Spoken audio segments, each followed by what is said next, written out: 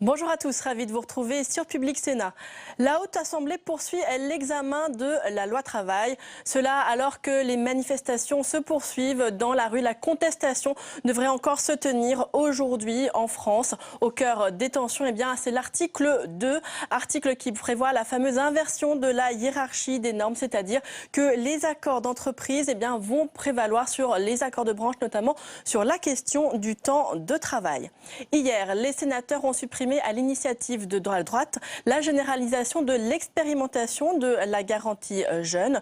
Ce dispositif est à destination des jeunes de 16 à 25 ans en grande précarité, c'est-à-dire qu'ils ne sont ni en formation, ni en emploi, ni en études. Ce dispositif prévoit un accompagnement par les missions locales, également des stages réguliers ou des formations en entreprise et enfin une aide financière de 461 € par mois. Notez que depuis 2013, ce dispositif a bénéficié à 50 000 jeunes. Selon le texte, il doit être généralisé en 2017. Mais vous allez le voir, la droite sénatoriale s'y est opposée. Tout de suite donc, retour au débat dans l'hémicycle. En effet, cet amendement, et je dirais dans le sens des précédentes oratrices, vise à rétablir le droit universel. Je vous l'ai dit, il faut que nous ayons un droit qui soit lisible et que tout jeune qui est dans cette situation puisse être en capacité de le demander. Mon rôle, c'est qu'au 1er janvier 2017, nous soyons en capacité d'organiser que 100% des missions locales soient prêtes à accueillir. Mon second objectif, c'est qu'au moment du projet de loi de finances pour 2017, nous puissions au moins mettre que nous assurons le financement d'au moins 150 000 jeunes sur l'année 2017, sachant qu'aujourd'hui, il y a 65 000 jeunes qui en ont bénéficié. Après se pose la question de l'évaluation. Cette question de l'évaluation, nous avons en effet, l'évaluation ne vise pas à nous dire est-ce qu'il faut généraliser ou pas. Je pense que tout le monde ici a convenu que la garantie jeune dans son approche permettait de beaucoup mieux rapprocher l'entreprise, était vraiment basée sur aussi la capacité des employés de la mission locale à faire beaucoup plus le lien entre le dedans et le dehors et a permis également de mettre en emploi, en mise en situation professionnelle, beaucoup de jeunes. Je crois que la question du lien à l'entreprise avec les missions locales, c'est un point central. Nous avons mis en place un comité scientifique d'évaluation, pas pour faire une évaluation quantitative, pour faire une vraie évaluation qualitative, c'est-à-dire prendre une cohorte de jeunes qui ne sont pas en garantie jeune et les suivre pendant 2 ans par rapport aux jeunes qui sont entrés en garantie jeune dans les premières expériences en 2013.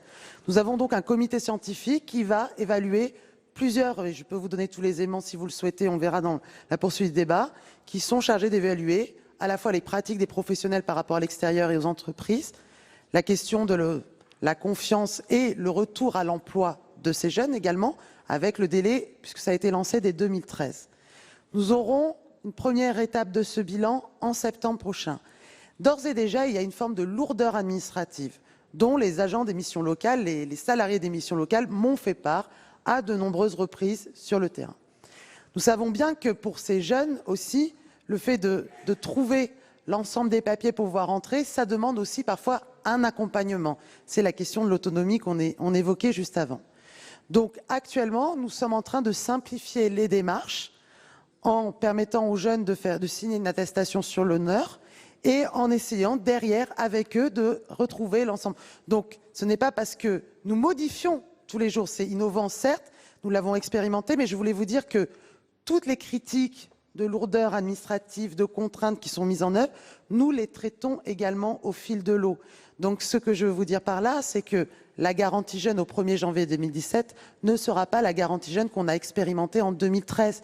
Nous ne faisons qu'évaluer, nous avons un comité de pilotage permanent pour apporter des améliorations et surtout pour beaucoup plus rapprocher ces jeunes aussi du monde de l'entreprise. Et je pense que c'est nécessaire parce que ça leur permet aussi à travers les mises en situation professionnelle de retrouver confiance en eux.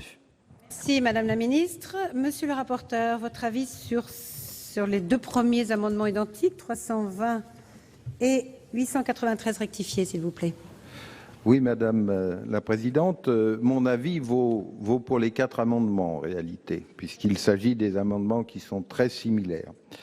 Alors, je voudrais pas qu'on se trompe de débat et il me semble que tous les arguments que je viens d'entendre, y compris les vôtres, Madame la Ministre, me confortent dans ma position. Encore une fois, il s'agit peut-être encore de lever un malentendu. Nous ne sommes pas défavorables à la garantie jeune. La droite, comme dit Madame David, d'un air peut-être un petit peu méprisant, mais j'ai un peu l'habitude, n'est pas du tout asociale et ne s'intéresse pas de loin aux jeunes. Bien au contraire, dans nos territoires, nous avons de nombreux élus qui sont impliqués dans les missions locales et dans les différents dispositifs. Mais pour nous, vous nous le dites en même temps dans votre argumentation, vous nous expliquez on va avoir des résultats d'évaluation par l'IGAS, on va mettre les choses au point, et on nous demande de voter, de graver dans le marbre de la loi un dispositif avant d'avoir les résultats d'expérimentation. Pardonnez-moi, ce n'est pas ma manière de travailler, ce n'est pas la manière justement de la droite. C'est peut-être une manière de gauche, mais nous, on préfère avoir les résultats avant de s'engager.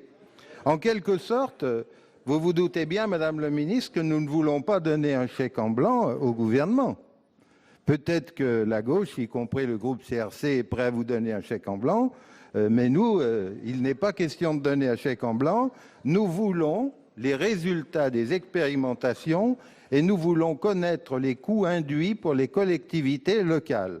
Parce qu'effectivement, aujourd'hui, vous l'avez très bien dit, vous faites un effort considérable, parce que je vois que sur le projet de la loi de finances 2017, vous allez doubler les crédits, puisque là, on est un peu moins de 300 millions, vous allez passer à 600 millions.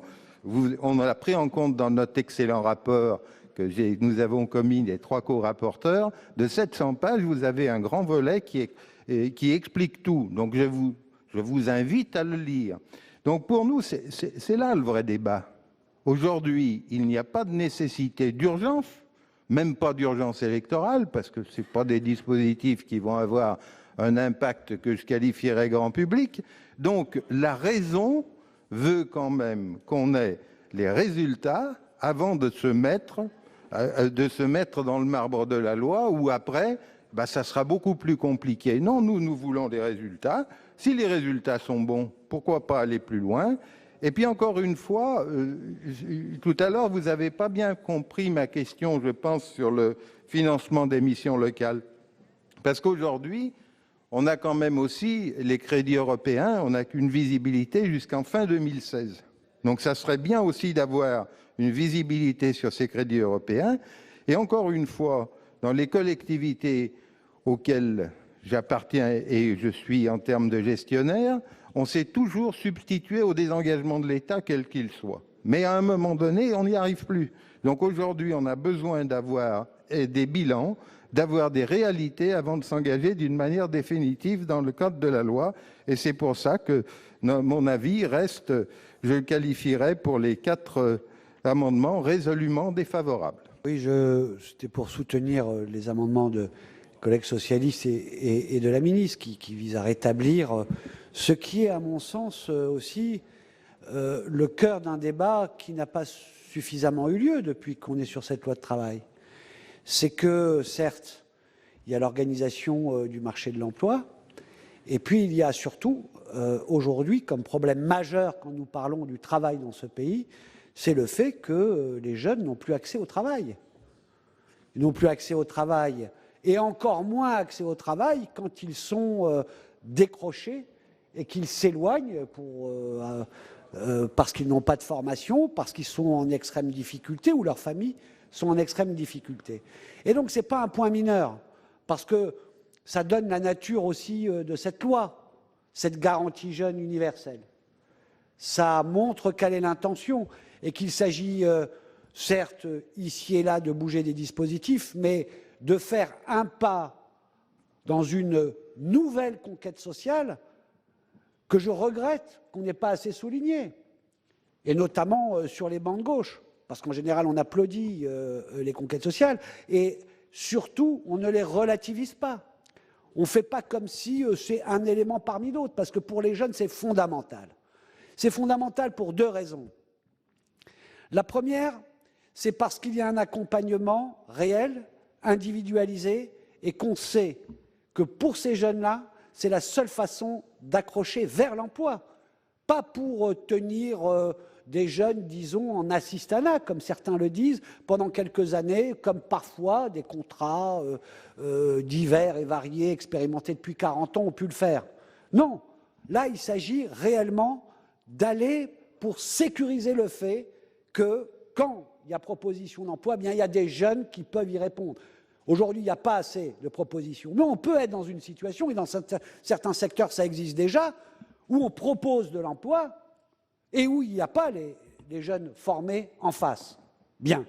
La deuxième question, c'est le fait qu'il y ait une rémunération. Et on a sous-estimé le fait que des jeunes complètement largués ou abandonnés puissent suivre des parcours vers l'emploi relativement difficiles, parce qu'il faut se structurer, et il est exigeant. Il faut aller à des rendez-vous, avoir des horaires, sans avoir cette autonomie financière qui donne le respect de soi-même et qui donne envie d'aller de l'avant. La parole est à Madame Canaillet pour explication de vote. Ma chère collègue, vous avez la parole. Oui, Madame la Présidente, Madame la Ministre, je pense qu'il y a deux axes. Il y a tout d'abord la généralisation de ce dispositif de la garantie jeune.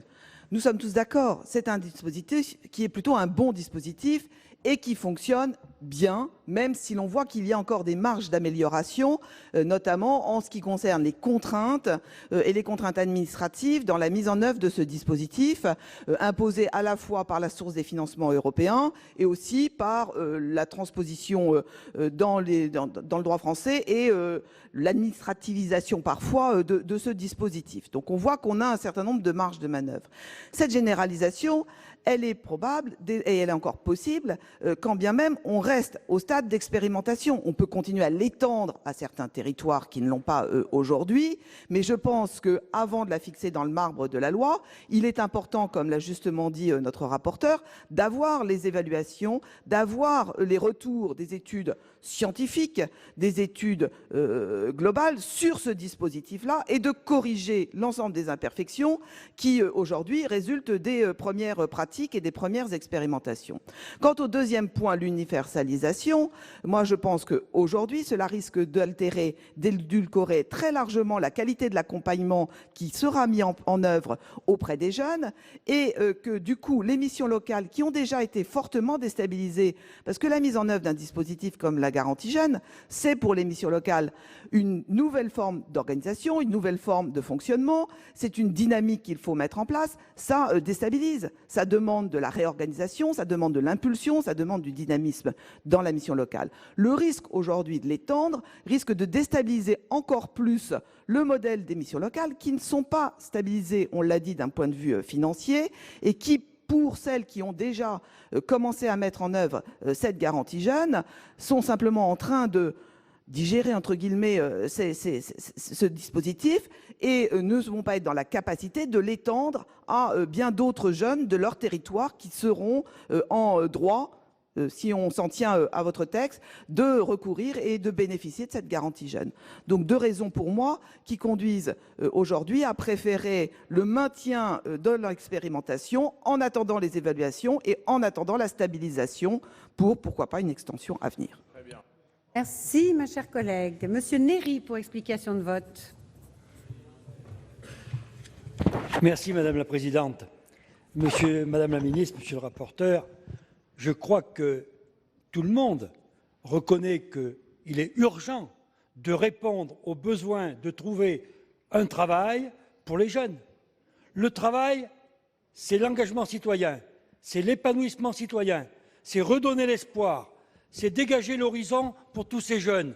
Et, Monsieur le rapporteur, au risque de vous contrarier ou de vous dire que je ne suis pas d'accord avec vous, c'est que, dites-moi, mais vous nous dites, il n'y a pas urgence, on peut encore attendre.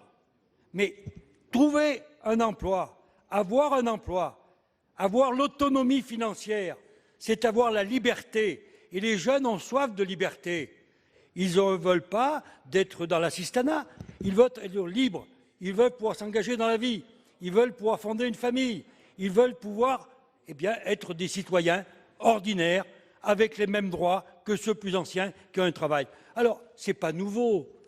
Écoutez, moi, il y a 6 ou 7 ans, à l'Assemblée nationale, j'ai interrogé M. Fillon à l'époque, et je lui disais, mais est-ce que nous allons faire ensemble quelque chose pour faire que l'horizon des jeunes ne soit pas le chômage ou au mieux travailleurs pauvres? Ce n'est pas un horizon, ce n'est pas ce qui redonne l'espoir.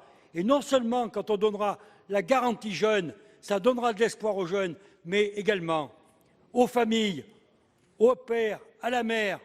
Ils diront oui, il y a un espoir pour le jeune, il va pouvoir s'engager dans la vie. Et peut-être même plus grave, pour les grands-parents. Parce que pour certains grands-parents, de voir un jeune qui a eu une formation, qui malgré cette formation n'a pas d'emploi, c'est un échec fondamental. Eh bien, Madame la Ministre, votre amendement, moi je le voterai dès demain, et je crois que, Monsieur le rapporteur, allez, faites un effort. Vous ne pouvez pas dire on peut attendre, on peut attendre. Depuis hier, je vous écoute toujours dire, chaque fois qu'on fait une proposition de progrès social et d'avancement, vous nous dites il n'y a pas urgence, il faut attendre. Eh bien, les jeunes vous répondent, Monsieur le rapporteur, il y a urgence. Merci, mon cher collègue. Monsieur le rapporteur, j'ai beaucoup de demandes de parole. Vous voulez à la fin, vous voulez maintenant? À la fin, très bien. Madame Bricq pour explication de vote. Merci Madame la Présidente. Monsieur le rapporteur, je ne voudrais pas que vous nous fassiez, à nous qui sommes favorables à cette généralisation, un procès en incompétence. Essayons de ne pas... Non, parce que vous avez parlé d'expérimentation. Bon, il faut quand même savoir que cette expérimentation, elle est commencée depuis l'année 2013, à peu près au deuxième semestre 2013.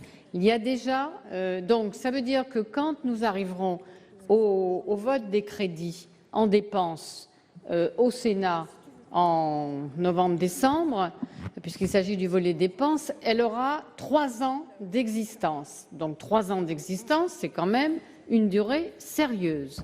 Et il y a déjà 65 000 jeunes qui en bénéficient. Donc on peut tout à fait, et je remercie Madame la Ministre de s'être battue pour obtenir à l'arbitrage avec Bercy, avec son collègue secrétaire d'État au budget, d'avoir obtenu un bon arbitrage, nous pourrons effectivement la questionner sur ce temps et ces 65 000. Le potentiel des jeunes estimé, il est de 150 000. Ils ne vont pas tous venir chercher la garantie jeune, parce que Madame Canaillet, ce n'est pas un revenu d'assistance, c'est une démarche volontaire. Donc, ce que nous voulons, c'est qu'on acte dans la loi aujourd'hui, si possible au Sénat, mais en tout cas au mois de juillet, l'extension, la généralisation de la garantie jeune. Madame Canaillet, vous êtes élue d'une très belle ville, Le Havre, qui repart dans le dynamisme, qui a su revitaliser son port, mais vous savez qu'elle a beaucoup de pauvres. Vous le savez, et donc c'est cela qu'il faut que nous aidions au travers de cette garantie jeune. Vous êtes d'accord? Donc je crois que sinon, si vous nous faites ce procès, je serais tentée de vous en faire un autre. Vous voulez passer le cap de 2017, et à ce moment-là, vous seriez en droit de me dire, vous me faites un procès d'intention à ce que vous ne voulez pas la généraliser. Si vous pouvez le faire en 2017, après les élections, eh bien, vous pouvez le faire maintenant. Voilà. La parole est à Madame Cohen pour explication de vote.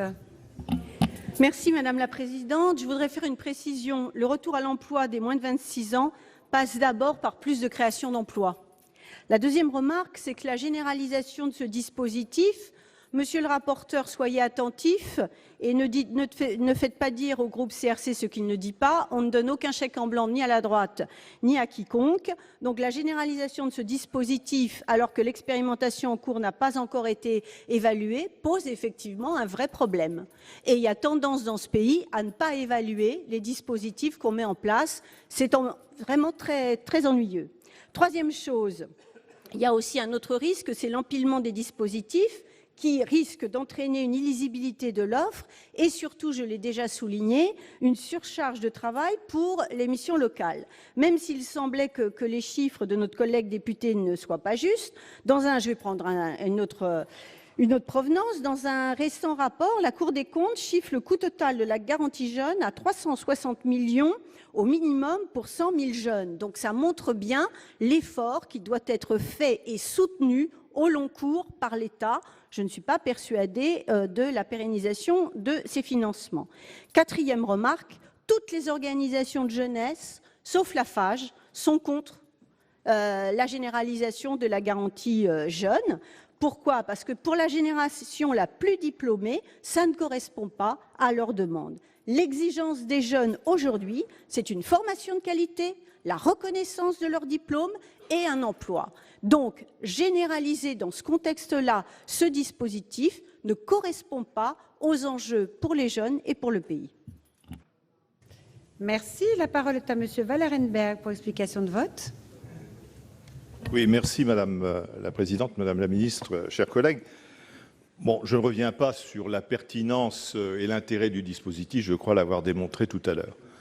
Je crois que parmi la dizaine de dispositifs qui sont utilisés par les missions locales, c'est certainement celui qui m'apparaît le mieux correspondre aux besoins de la population jeune dont tout le monde a parlé ici, qui est le plus éloignée de l'emploi, la plus éloignée de l'emploi.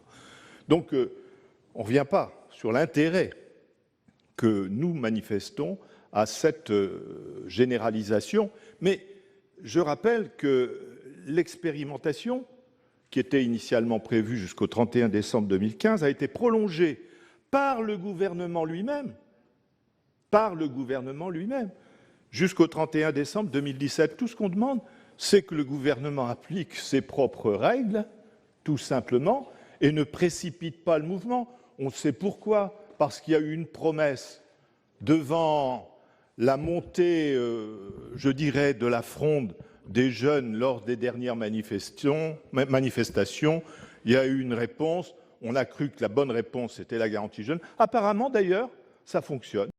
Mais moi, je reste sur la position qui me paraît une position légitime, scientifique, et qu'on puisse mesurer l'efficacité tant en termes d'utilisation de l'argent public que de retour, ou tout au moins de solution vers l'emploi au sortir du dispositif de garantie jeune. Je crois que c'est ça l'essentiel, vous l'avez dit d'ailleurs tout à l'heure, Madame la Ministre, c'est à cela qu'on peut mesurer la véritable efficacité. On l'a trop souvent négligé, croyez-moi, même à la mission locale, je m'en suis souvent inquiété.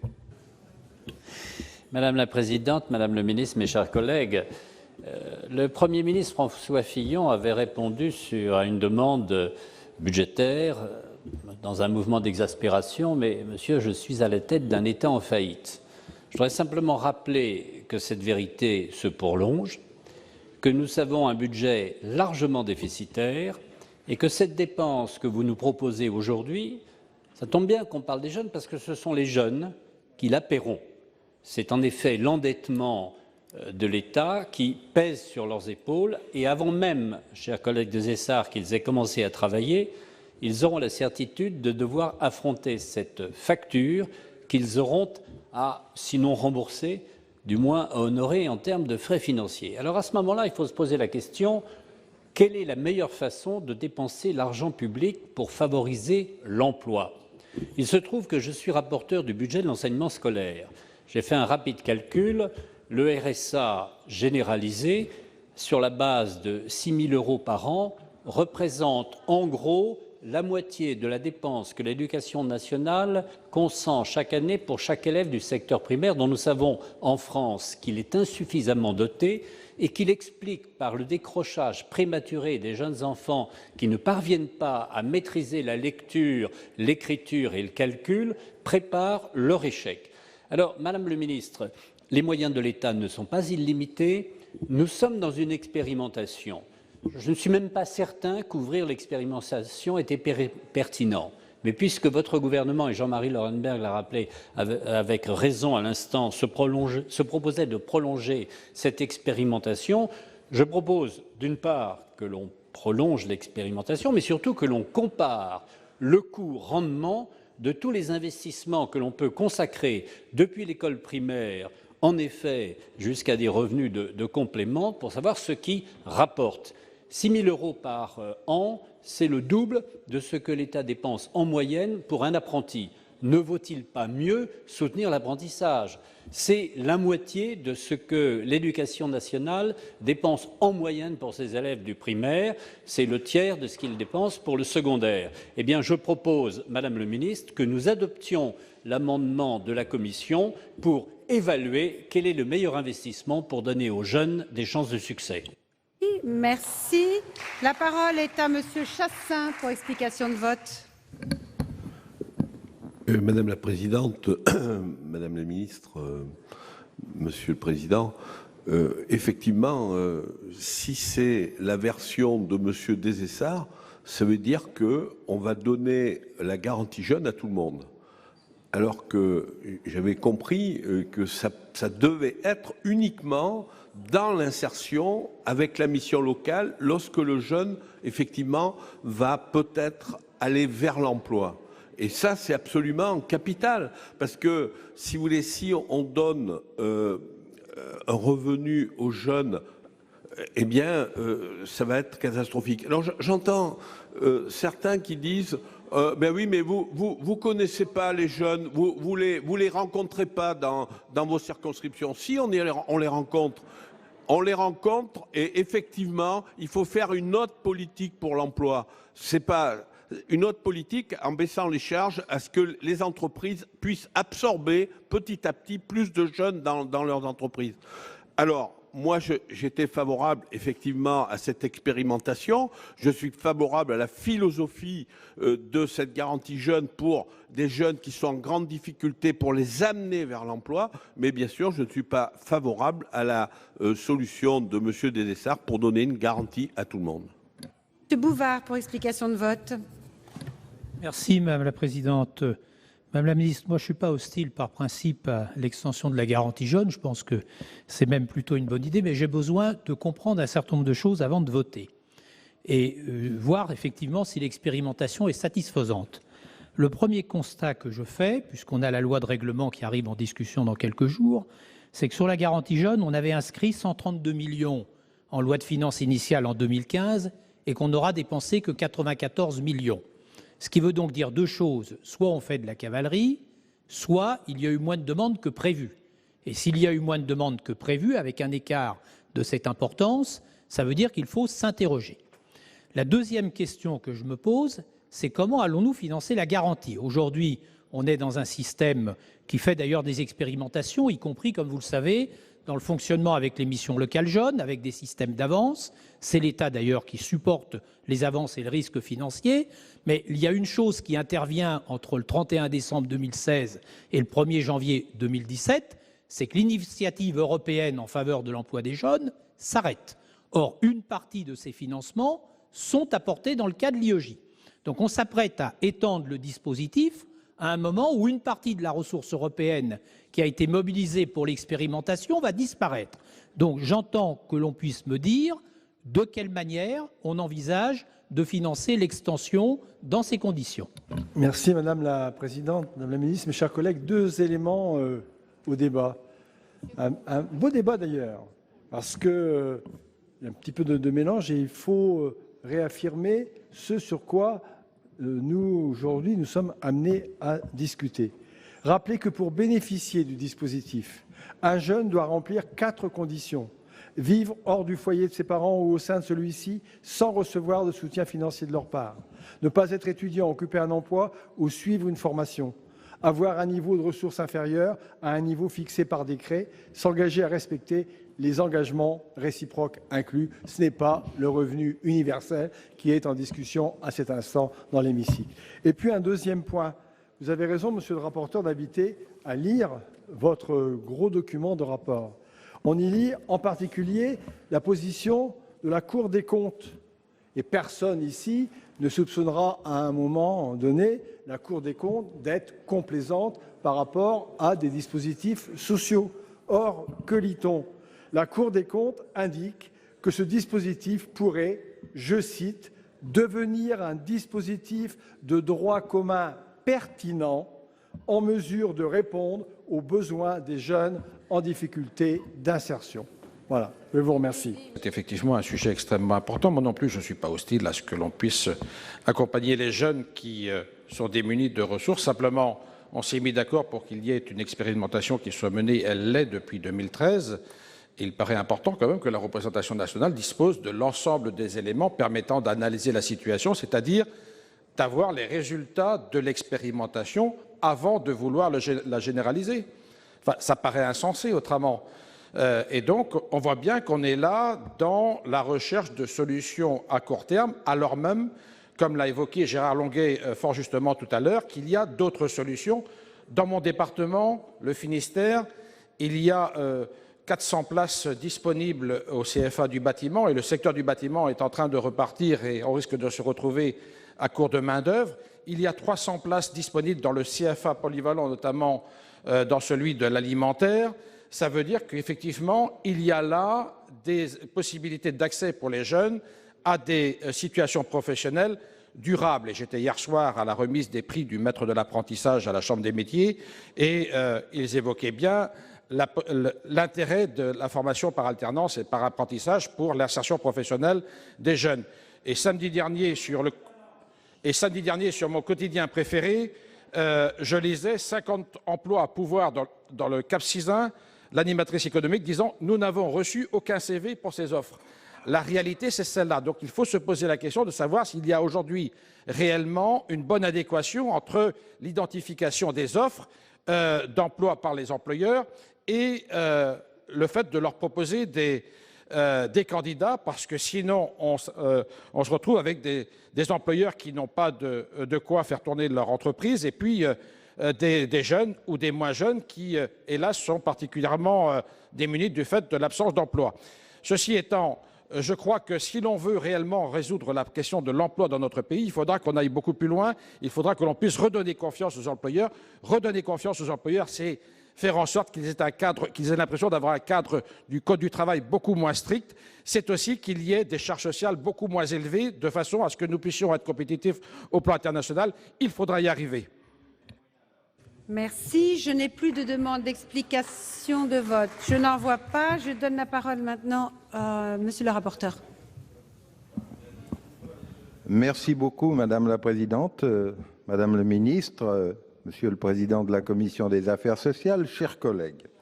Alors, je voudrais revenir à ce qui nous fait avoir une position divergente, parce que tout ce que j'ai entendu, c'est plutôt du convergent. Tout le monde est d'accord pour le dispositif. Tout le monde... Non, madame, vous me laissez finir, et puis après, vous pourrez avoir un avis sur mon propos, mais je pense que sinon, c'est un procès d'intention.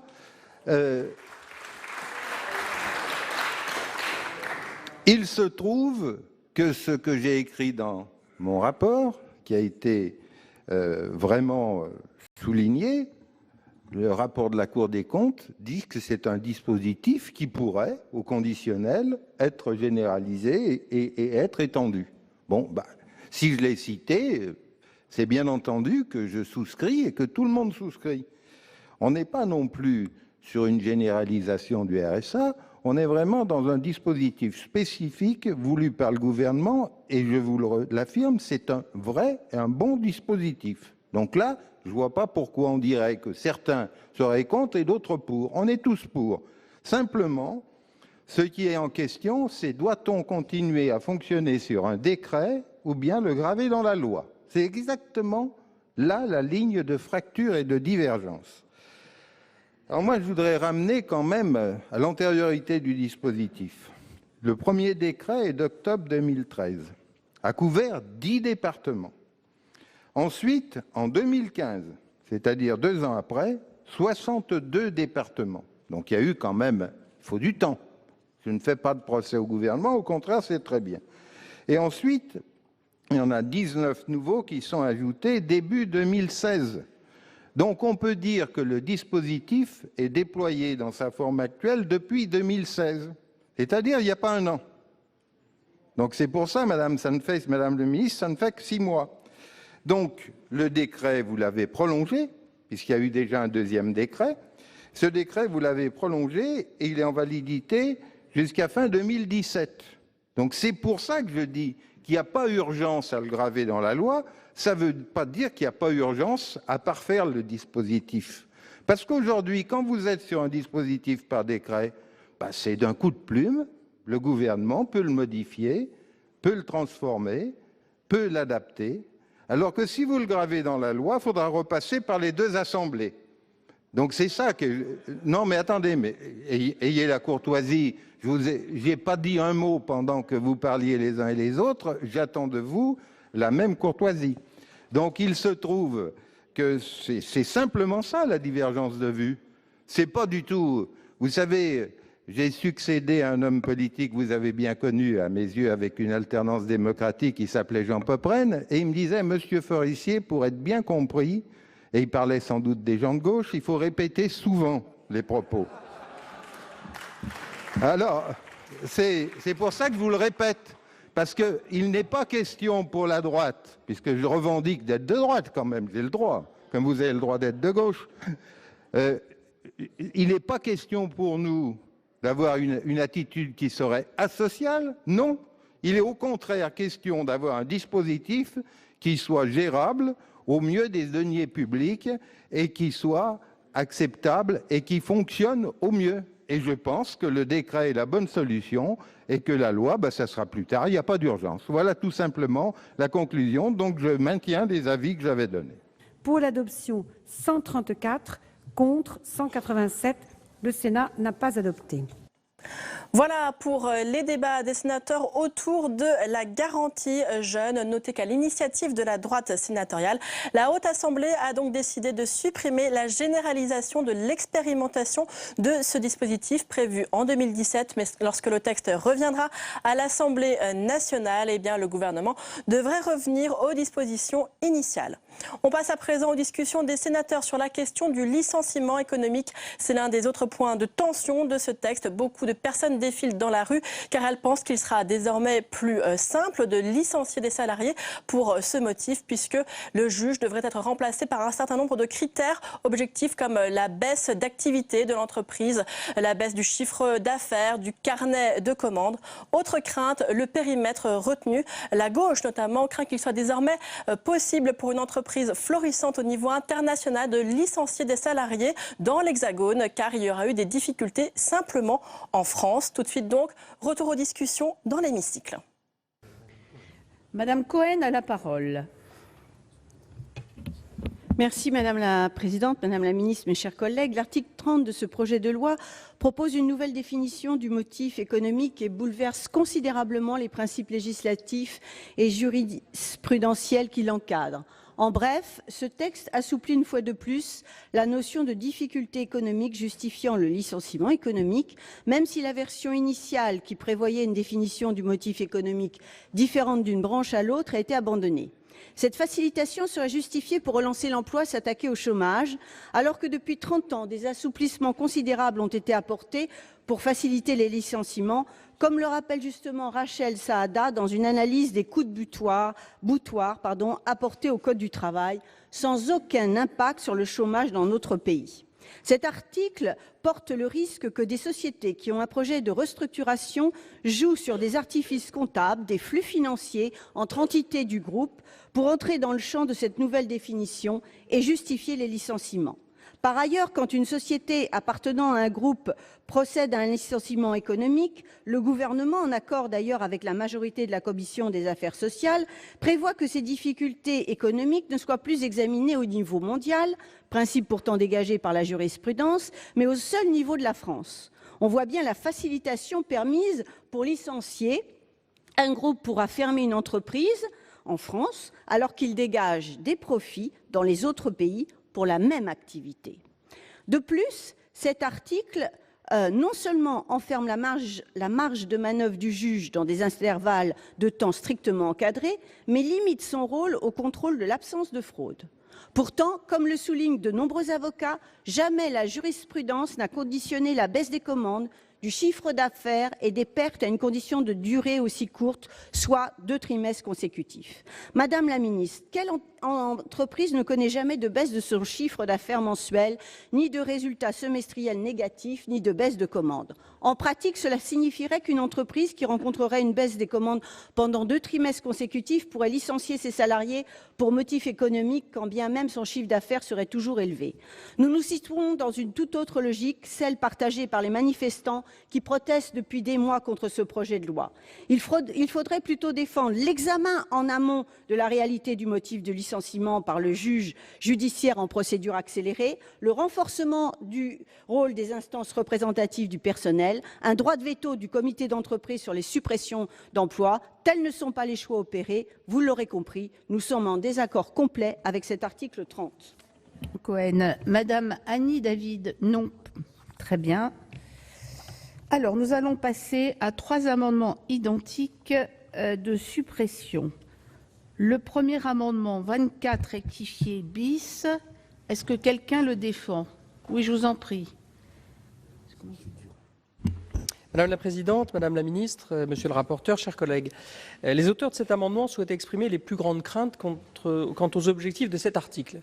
Je rappellerai d'ailleurs que dans le débat public et dans l'opinion du projet de loi exprimé par les Français, 2 facteurs sont importants aux yeux des personnes interrogées.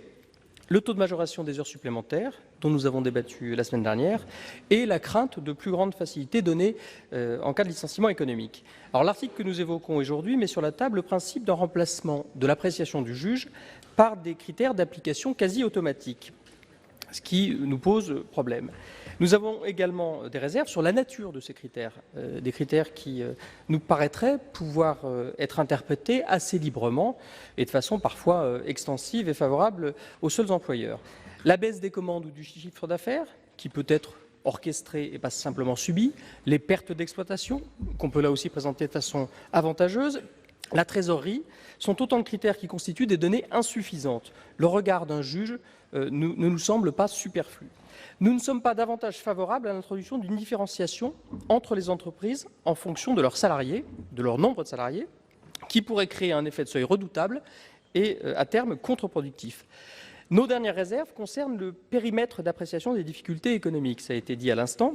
La Commission des affaires sociales du Sénat a rétabli le périmètre d'appréciation des difficultés économiques limité au secteur d'activité commun aux entreprises implantées sur le territoire national du groupe auquel elle appartient.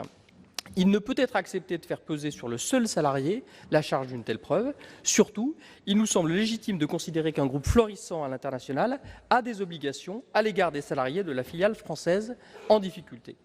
Maintenir cette limitation du périmètre d'application des difficultés économiques au territoire national nous semble pouvoir, à terme, constituer une incitation pour les groupes étrangers à licencier dans leur filiale française. C'est pour l'ensemble de ces raisons que nous avons demandé la suppression de cet article. Merci, chers collègues. Le 56 identique, Monsieur Vatrin. Oui, Madame la Présidente, la jurisprudence a admis depuis longtemps la possibilité de licencier pour des motifs liés à la réorganisation de l'entreprise. Il est également possible pour les juges de vérifier les difficultés économiques, mais le contrôle de la cause réelle et sérieuse s'opère au cas par cas. Ici, les juges s'appuieront sur, je cite, des baisses importantes de chiffre d'affaires, des difficultés économiques caractérisées par d'importantes pertes financières et non sur des critères aussi restrictifs.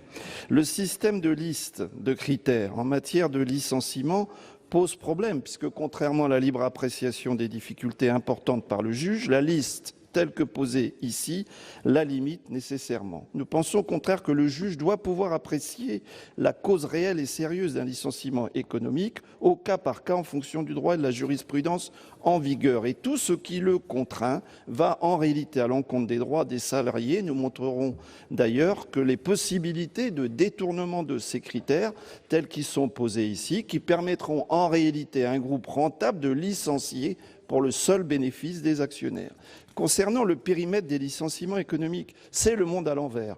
Comme l'a fait valoir Pascal Loquiac et Dominique Méda dans un article de Mediapart, je cite, « Ce qui doit absolument être évité, c'est le jeu auquel se livrent les entreprises transnationales qui mettent les territoires nationaux en compétition les uns avec les autres et souhaitent bénéficier de la plus grande liberté pour quitter un pays et aller s'installer dans un autre où le coût du travail et la législation sont plus intéressants. On sait qu'il est très facile d'organiser le déclin d'une filiale. Regardez d'ailleurs ce qui s'est passé avec Goodyear ou Continental. En réduisant le périmètre d'appréciation du licenciement économique, on accepte cette idée délétère qui fait que le droit du travail serait un frein à l'investissement étranger en France.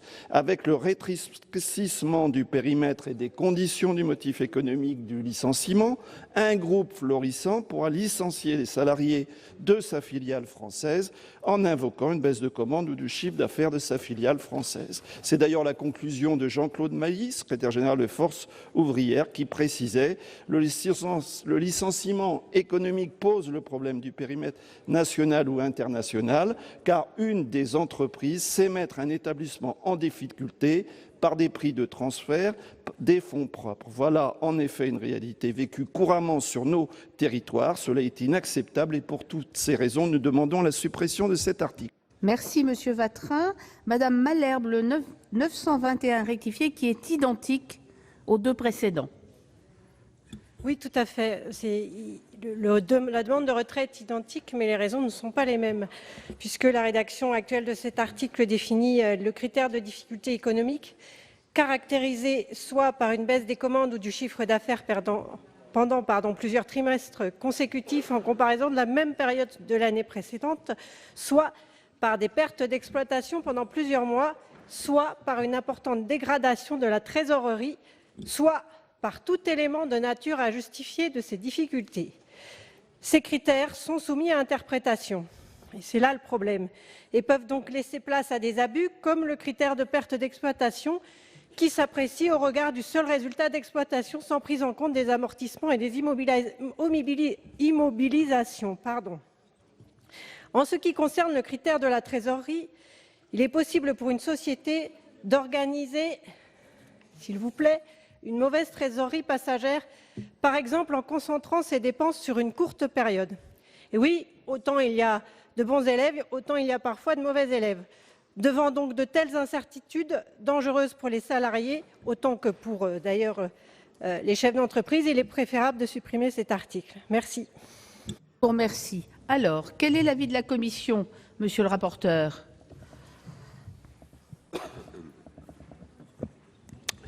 Oui, Madame la Présidente, Madame la Ministre, chers collègues, on est sur un article relativement important puisque le licenciement économique de salariés et la situation d'entreprises en difficulté ne peuvent pas être traités avec légèreté. Avec le gouvernement, nous poursuivons le même objectif de permettre, et sans doute avec beaucoup d'entre vous, de permettre une meilleure réactivité des entreprises lorsqu'elles sont confrontées à des difficultés.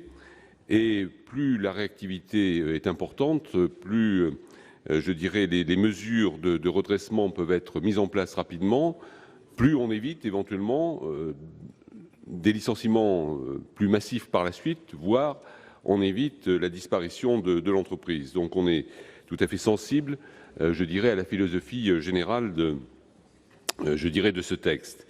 Mais, Madame la Ministre, nous divergeons sur la rédaction de l'article, parce que dans les arguments qui ont été développés pour supprimer l'article, et ce n'est pas la position de la Commission des affaires sociales du Sénat, dans les arguments qui ont été développés, il y a un certain nombre d'arguments qui sont tout à fait recevables.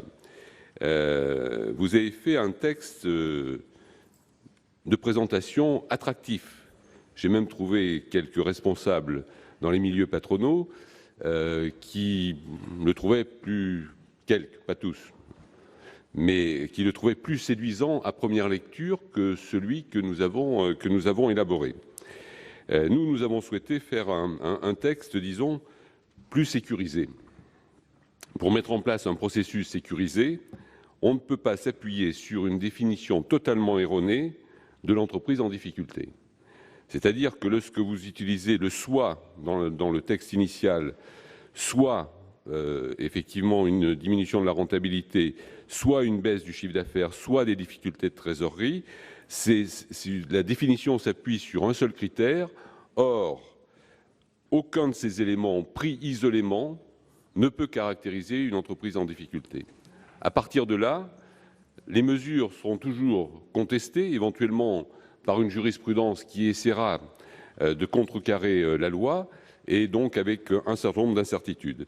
Alors, vous dites vouloir, je dirais, faire des choses simples pour que, c'est ce que vous disiez hier soir, et je vous crois, que des ruptures conventionnelles qui sont moins favorables aux salariés, lorsque l'entreprise est en difficulté, mais qui sont faites par facilité, il vaut mieux que ce soit des licenciements économiques, puisque le dispositif d'accompagnement des personnes licenciées est plus intéressant.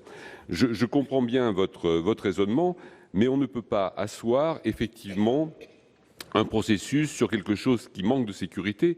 Ensuite, il n'y a aucune référence à l'importance, parce qu'une baisse significative de rentabilité, ça ne veut effectivement rien dire. Oui, mais je réponds à 3. Oui, mais c'est lui identique. Je vous fais remarquer. Oui, donc je m'arrête là dans mon raisonnement. Par 3, hein. Je reprendrai sur la suite du raisonnement sur les prochains. J'aurais préféré globaliser le raisonnement, mais Oui, ça serait sympa. Voilà, merci. Madame la ministre. Merci Madame la Présidente. Je mesure bien évidemment la charge symbolique, voire anxiogène, d'aborder la question du licenciement économique. Et j'en ai bien sûr tout à fait conscience, et donc permettez-moi de vous dire pourquoi nous avons souhaité faire un article sur le licenciement économique dans cette loi travail. Nous voyons bien aujourd'hui, il y a un flou juridique. Je pense qu'il faut qu'on parte du départ. Il y a un flou juridique aujourd'hui, et on voit bien que lorsque nous avons, et c'était un peu le débat que nous avions hier autour de la question de la rupture conventionnelle, on a aujourd'hui 9 embauches sur 10 qui se font en CDD, et on voit bien que, par exemple, on a eu l'occasion de l'évoquer dans le débat, l'âge moyen pour un jeune aujourd'hui pour signer son premier CDI est passé de 22 à 29 ans, et donc à 27 ans, pardon. Et donc, il y a un enjeu très important, d'autant plus que c'est complètement lié avec le développement des ruptures conventionnelles, puisque, en effet, dans les TPE, les chefs d'entreprise utilisent beaucoup plus, c'est à 20%, ils utilisent les ruptures conventionnelles et ils vont très peu sur le licenciement économique. Le licenciement économique, c'est 5% des entrées à Pôle emploi. 5% des entrées à Pôle emploi, beaucoup plus largement utilisées par les entreprises de plus de 300 et pas du tout par les petites entreprises. Contrairement à ce que vous dites, nous ne facilitons pas les licenciements. Les motifs que nous avons mis dans la loi sont ceux qui sont issus de la jurisprudence. C'est vrai pour les baisses de commandes, c'est vrai pour celle du chiffre d'affaires, c'est vrai également pour la trésorerie.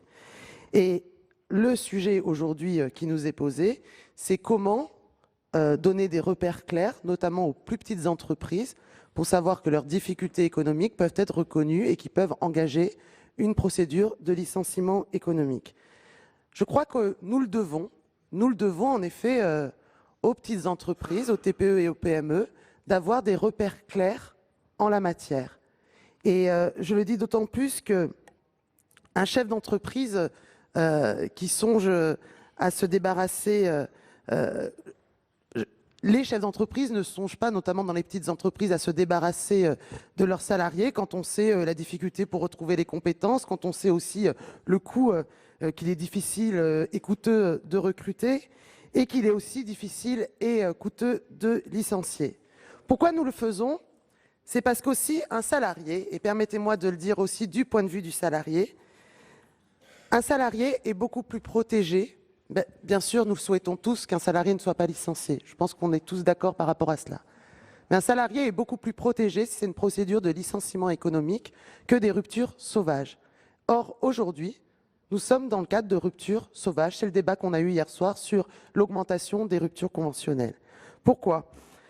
Parce qu'aujourd'hui, dans les TPE, si on regarde la taille des entreprises et la proportion sur quel motif de licenciement, on voit bien que dans les TPE, qui utilisent à 20% les ruptures conventionnelles, ou autrement, où il y a les licenciements pour motif personnel, où il y a beaucoup plus de contentieux, nous savons bien aujourd'hui que c'est le nombre de ruptures conventionnelles, 360 000 homologuée en 2015. Et il est clair qu'il y a parfois des abus. Or, ce qui engendre ces ruptures conventionnelles, c'est la perte d'un client, la baisse du carnet de commandes. Et ces ruptures conventionnelles, et là nous avons beaucoup de statistiques à l'appui, sont beaucoup plus utilisées par les TPE et les PME. Dans le licenciement économique, permettez-moi de regarder les choses du point de vue du salarié. Dans le licenciement économique, le salarié est beaucoup plus protégé en effet, car il est indemnisé, donc à la fois indemnité légale et éventuellement indemnité conventionnelle et indemnisation du chômage, mais il est aussi accompagné. On a parlé autour de l'article 11 de l'ensemble des procédures qu'il y avait lorsqu'un salarié était licencié pour motif, dans le cadre d'une procédure de motif de licenciement économique. Nous le savons bien, à travers le contrat de sécurisation professionnelle, ce qui améliore aussi beaucoup ses chances de retrouver un emploi et le fait qu'il puisse avoir son salaire dans les 92% de son salaire la première année. Donc c'est aussi au regard de la situation des salariés que nous avons souhaité mettre en place cet article-là. Enfin, avec le texte du gouvernement, et ce n'est pas le texte issu de la commission, nous refusons, et c'est pour cela que nous avons une divergence par rapport au texte issu de la commission, nous refusons par exemple la limitation du droit de recours du salarié avec un délai de prescription qui serait limité de 12 à 6 mois. Suite aux concertations que nous avons menées et au passage à l'Assemblée nationale, le gouvernement était revenu sur le périmètre mondial, le périmètre actuel, et non pas le périmètre national.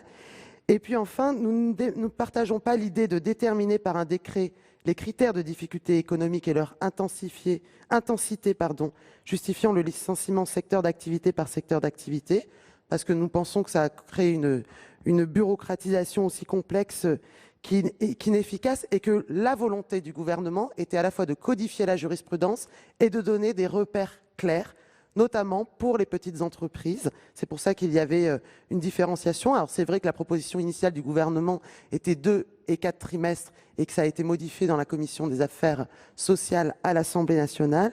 Mais l'objectif du gouvernement était en effet de favoriser le recrutement en CDI et par cela avoir des règles claires, simples, et l'ajustement de chacune des situations relève du juge et non pas par un décret. Et donc vouloir tout régenter par la loi, à notre sens, conduira à une impasse. C'est pour cela que nous étions pour l'écriture présentée par le gouvernement. Mais s'agissant de ces amendements, c'est des avis défavorables.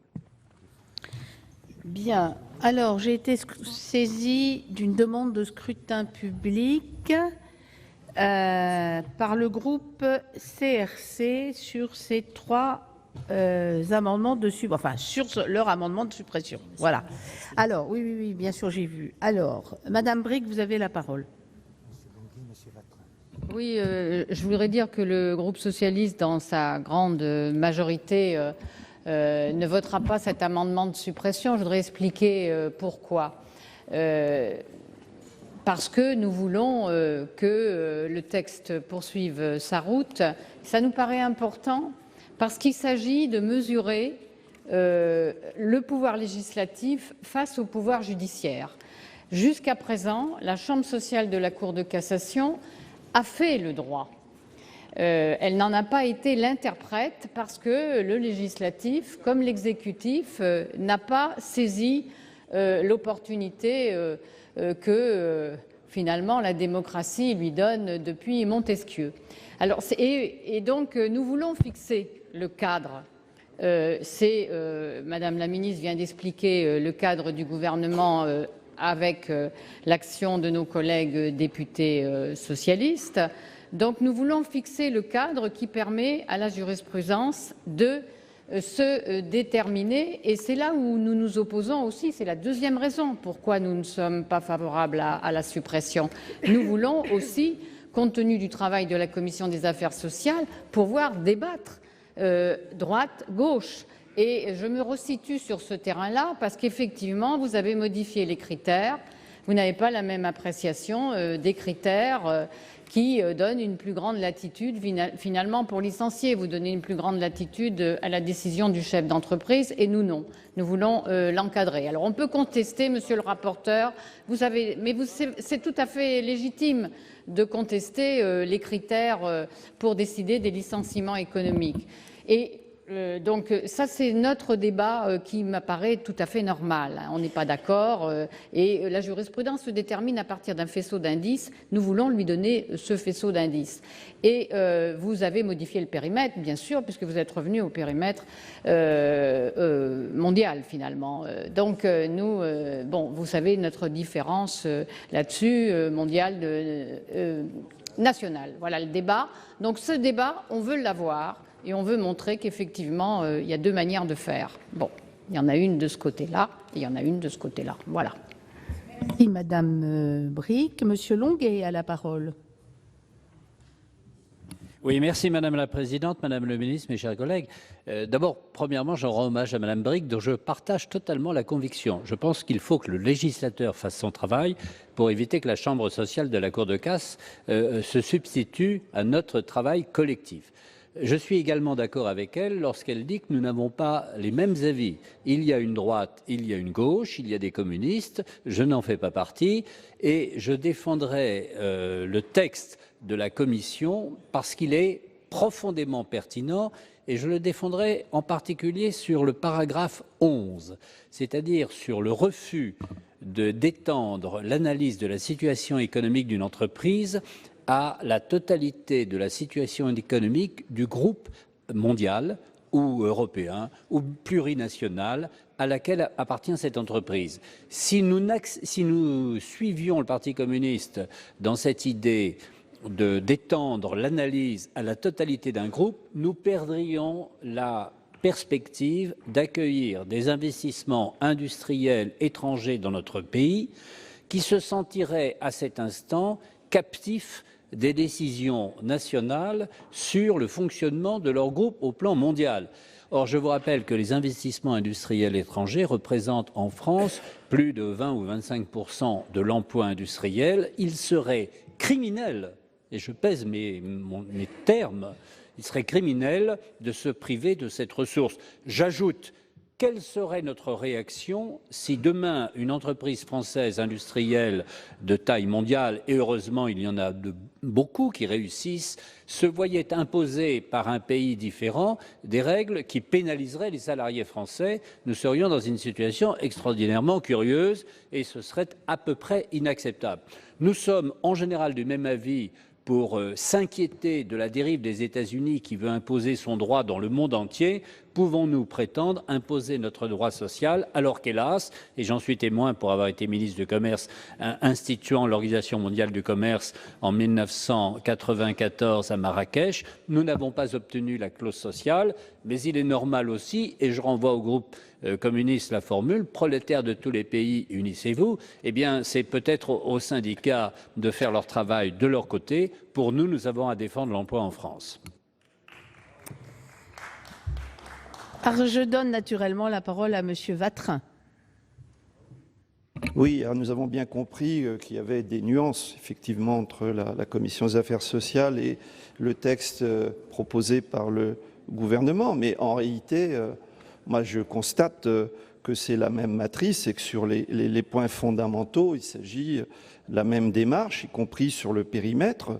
On trouve à peu près la même orientation et que la logique profonde, c'est bien de sécuriser pour les employeurs des licenciements quand ils n'ont pas toujours une cause économique réelle et donc de flexibiliser les licenciements. Et je pense que, Madame la Ministre, vous avez parlé de flou juridique. Bon, bien sûr, il y a toujours un flou juridique par définition, puisqu'il y a des jurisprudences, etc.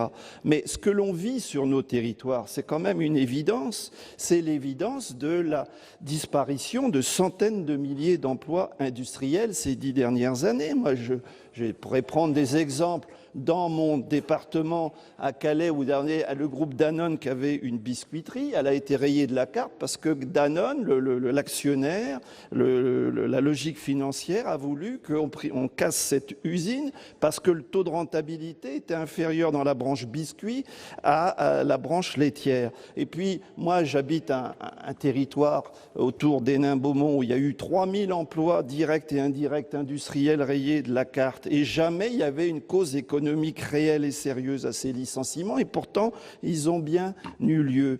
Je citerai Metalleurope, je citerai Sublistatic, Samsonite. C'est à chaque fois des décisions financières. Eh bien, ici, je crois que vous attaquez pas ce problème. Bien au contraire, vous allez faciliter et sécuriser avec les critères, puisque les juges ne pourront qu'évaluer l'intensité de ces critères et non plus, et auront encore un pouvoir limité de contrôle.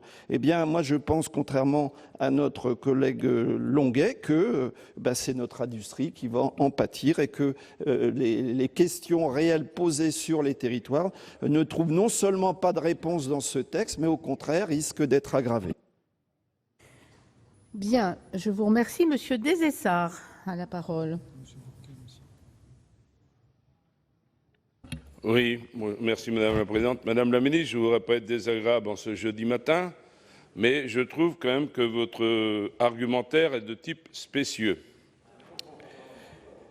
Puisque, ce n'est pas un gros mot, c'est une analyse, puisque, alors limite, eh bien allons-y, limite, oui, parce que d'abord vous parlez de rupture sauvage pour les ruptures conventionnelles. Bon, est-ce que vous êtes contre les ruptures conventionnelles ou est-ce que vous êtes pour? Bon, moi je suis pour. Et si je dis qu'il y en a certaines qui sont sauvages, je ne dis pas les ruptures conventionnelles sont sauvages comme vous l'avez dit, pour les dévaloriser. Vous pouvez dire qu'il y a des abus, certes. Mais quand vous dites, et c'est là que je trouve que votre analyse est spécieuse, quand vous dites qu'il y a des abus, vous dites qu'il y a des abus, puis après vous dites, mais souvent les employeurs les prennent parce qu'il y a un problème dans l'entreprise au niveau économique. Alors c'est un abus ou il y a une réalité économique? Et vous mélangez astucieusement les deux pour dire, mais il faut mieux un licenciement économique qu'une rupture conventionnelle.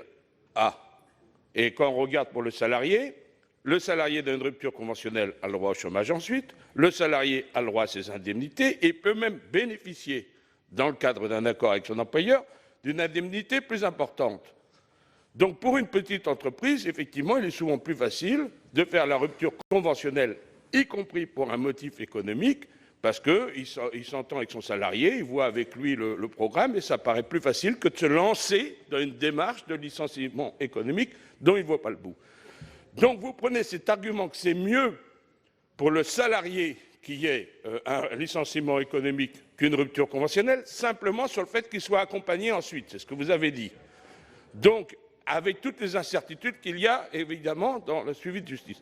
Donc vous auriez pu être quand même un peu plus précise, et c'est pour ça que j'ai dit que vous avez eu une analyse de type spécieux, enfin, comment on peut dire, enfin, pas claire, on va dire, effectivement, pour défendre votre position. En réalité, ce n'est pas pour le salarié que vous faites ça. C'est pour les entreprises. Et ce n'est pas pour les petites entreprises. C'est effectivement pour qu'il y ait un assouplissement des règles du licenciement économique.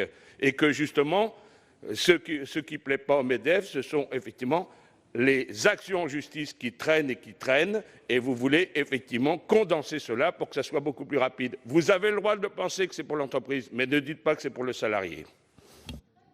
Merci, Monsieur Desessard. La parole est à Monsieur Néry. Merci, Madame la Présidente. Madame la Ministre, Monsieur le Président, Monsieur le rapporteur.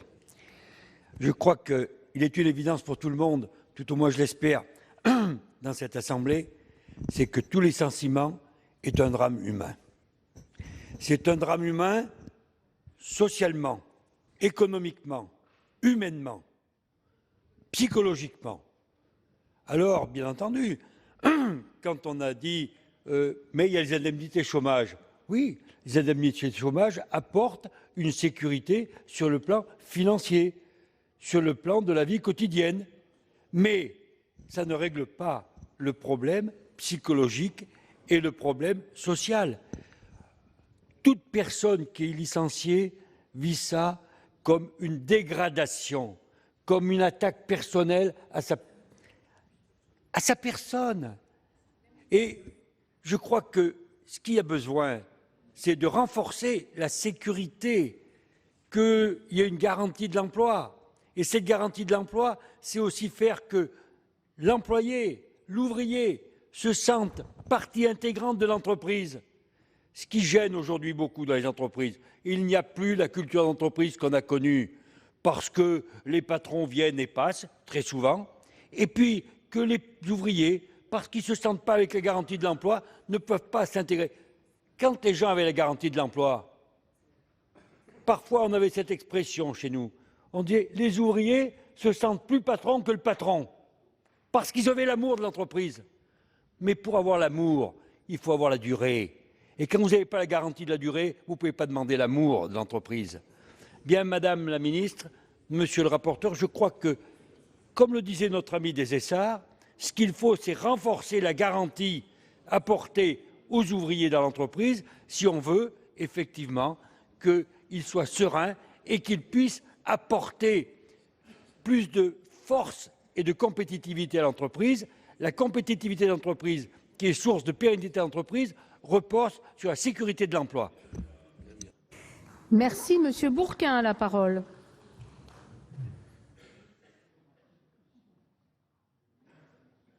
Madame la Présidente, Madame la Ministre, chers collègues, on est sur un débat très important parce que est-ce qu'il doit y avoir un cadre prédéfini qui rend le travail du juge très simple ou est-ce que le juge doit pouvoir vérifier si les difficultés économiques sont structurelles ou pas? Et là, on est sur un vrai débat de fond. Pour connaître des sujets et des dossiers comme ceux-là, parfois un juge peut découvrir que ces difficultés structurelles sont organisées. Parce qu'on est dans un groupe, je l'ai cité sur l'article 2 par exemple, j'ai vu, par exemple, une société exporter ou externaliser complètement sa production en Chine et ensuite dire aux salariés je dois recourir au chômage partiel et ensuite au chômage tout court et au licenciement. Il est important que sur une question comme celle-là, d'abord, on puisse faire la différence entre des PME et des grands groupes. Si vous ne faites pas la différence entre des PME et des grands groupes, par exemple, aujourd'hui, sur les externalisations sur l'article 41, on s'aperçoit que des grands groupes se saisissent dans le code du travail actuel d'articles et les transforment complètement pour arriver à leur fin. Et donc, il ne faut pas faire d'angélisme sur ces questions. Nous sommes sur des questions très importantes. D'abord, il faut se sortir d'une idée. Tout à l'heure, mon collègue Longuet parlait de faites attention, si vous voulez que les investissements viennent en France, faites attention, ne jugez pas le groupe, mais uniquement l'entreprise. Je pense que quand on vient en France, c'est parce qu'il y a la meilleure productivité du monde, une des meilleures. Il y a des savoir-faire exceptionnels, et en aucun cas on vient d'un pays parce qu'on peut licencier comme on veut. Autrement, il n'y a que l'embarras du choix. Et je crois que sur des questions comme celle-là, il faut avoir un vrai débat intellectuel. Il faut avoir un vrai débat politique, parce que sinon, tout fout le camp, comme on dit. On va avoir des débats à n'en plus finir, et on ne saura plus. Moi, en tout cas, je pense que la caractérisation du juge, s'il y a ou pas difficulté structurelle, est moi quelque chose de fondamental. Je vous remercie. La parole est à Jean-Marie Vanlerenberghe. Merci Madame la Présidente, Madame la Ministre, chers collègues. Je pense que, et vous avez cité, que ce soit Dominique Vatrin, Gérard Longuet ou un certain nombre de cas que nous connaissons tous, où malheureusement, effectivement, nous nous sommes battus pour maintenir des sociétés et des entreprises, des établissements chez nous en vain. Je ne vais pas citer, mais malheureusement, les cas sont nombreux, et notamment dans ma région des Hauts-de-France. Je dirais même que ça traversait évidemment tous ces bancs. Je crois que aussi bien de droite comme de gauche, nous nous battons pour sauvegarder l'emploi. Mais il y a aussi parfois des cas où nous avons réussi, d'ailleurs. Je dois citer, chez moi en tous les cas, l'entreprise qui était une filiale de Rhodia. On l'a sauvé d'ailleurs avec le concours du ministre du Travail de l'époque, qui était Gérard Larcher. Parce que nous avions effectivement, sur le périmètre national, un pouvoir d'influence. Mais dès qu'on sort du périmètre national, Bernic, vous pouvez toujours essayer. Il ne sert à rien de faire du juridisme, que ce soit sur les causes du licenciement ou sur les... La réalité nous rattrape toujours. La réalité nous rattrape toujours. Ce qui est en cause, souvent, c'est le marché. Les entreprises qui sont sur un marché où on produit trop. Ou la compétitivité. Je me réjouis d'ailleurs que la compétitivité française, aujourd'hui, soit bien meilleure. J'en ai eu des exemples encore récemment. Ce qui permet à des entreprises étrangères de venir s'implanter chez nous, dans le domaine industriel. C'est ça qui est en cause. Il ne sert à rien de faire du juridisme, de mettre tout ce que vous voulez comme critères dans la loi si on ne peut pas les appliquer.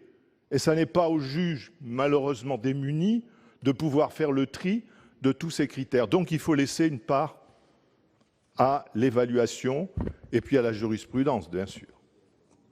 Donc je voterai, nous voterons, le groupe centriste, contre la suppression, évidemment, de cet article. Cet article me paraît nécessaire pour effectivement défendre l'emploi et préserver au maximum les emplois chez nous. Merci. Je vais donc... Madame la ministre, vous voulez prendre la parole, je vous en prie. Merci, Madame la Présidente. Je voudrais répondre au sénateur de Cessart. Pardon. Moi, j'assume que cette mesure, en apportant des règles claires, elle est bonne pour les petites entreprises notamment, et elle est bonne pour les salariés. Je le redis ici. En effet, je vais vous répondre clairement. J'estime, et je l'ai dit hier, que la rupture conventionnelle, c'est un bon dispositif. Il a été voulu par les partenaires sociaux. Mais je suis aussi, ce que j'ai pointé, c'est les abus.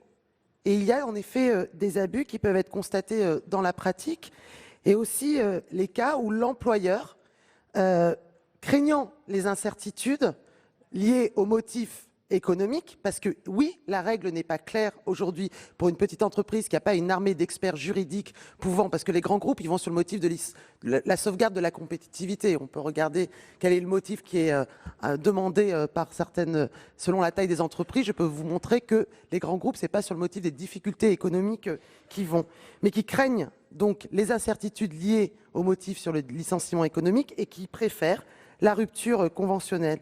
Et ce que je dis, et je le réaffirme ici et je l'assume, c'est qu'il faut que les licenciements prononcés se fassent pour les motifs réels. C'est ça le sujet. Et réels, c'est-à-dire les motifs qui les justifient, et ce n'est pas le cas aujourd'hui. Et ce sera le cas demain s'il y a des règles claires. Et oui, l'écriture permettra en effet que ça renforce également la situation du salarié, même si, comme vous, il faut éviter les licenciements. 2, bien évidemment, j'ai bien en tête la charge symbolique anxiogène d'aborder la question du licenciement, comme vous. Et je ne souhaite pas qu'il y ait des licenciements. Et quand on parle à la fois des délocalisations et quand on parle également, moi je peux vous donner ces chiffres, il y a 8000 personnes en moyenne par an qui sont licenciées pour des délocalisations. Bon, on a en face 30 000 emplois par an qui sont créés par des investisseurs étrangers. Mais les 8000, bien évidemment, nous faisons tout, tous et tous, pour les éviter. Mais en effet, le salarié est mieux protégé lorsque c'est une procédure de licenciement économique. Et l'accompagnement, ce n'est pas accessoire, je suis désolée. Moi, je vais dans les services de Pôle emploi, je vois quand il y a des contrats de sécurisation professionnelle, je vois quelle est la part. L'accompagnement permet un retour à l'emploi beaucoup plus rapide que s'il n'y a pas d'accompagnement. Donc oui, ces dispositions protègent également le salarié. Je voudrais répondre également au sénateur Longuet sur le périmètre. Je comprends bien sûr le point que vous évoquez sur l'appréciation des difficultés économiques dans les groupes. D'ailleurs, le gouvernement, à l'origine, avait en effet mis le périmètre national pour s'aligner clairement par rapport aux autres pays européens. Je ne vais pas ici ne pas assumer quelle était la proposition initiale du gouvernement.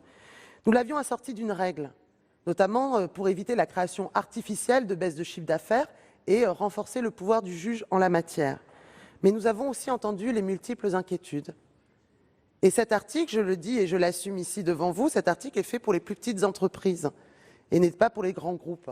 Et donc, en effet, multiples inquiétudes venues de parlementaires, multiples inquiétudes venues aussi des partenaires sociaux, notamment de syndicats. Et il faut entendre aussi que les groupes, en effet, ils ont une forme de responsabilité sociale qui implique une solidarité entre les entreprises qui les composent.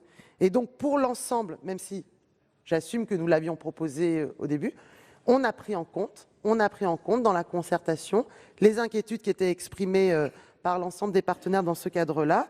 Et donc, ça montre à la fois qu'on est ouvert à la fois aux concertations et que nous réformons aussi dans le dialogue. Et donc, nous avons retiré cette proposition et remis le périmètre tel qu'il existe aujourd'hui.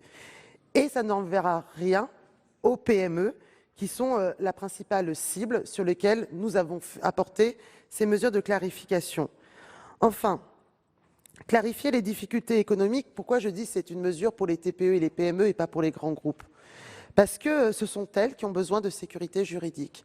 Aujourd'hui, vous interrogez une petite entreprise en lui demandant comment est caractérisée les difficultés économiques, ils ne le savent pas. Et en effet, il y a une appréhension par rapport à cela, c'est pour ça qu'elles ne vont pas sur ce motif-là.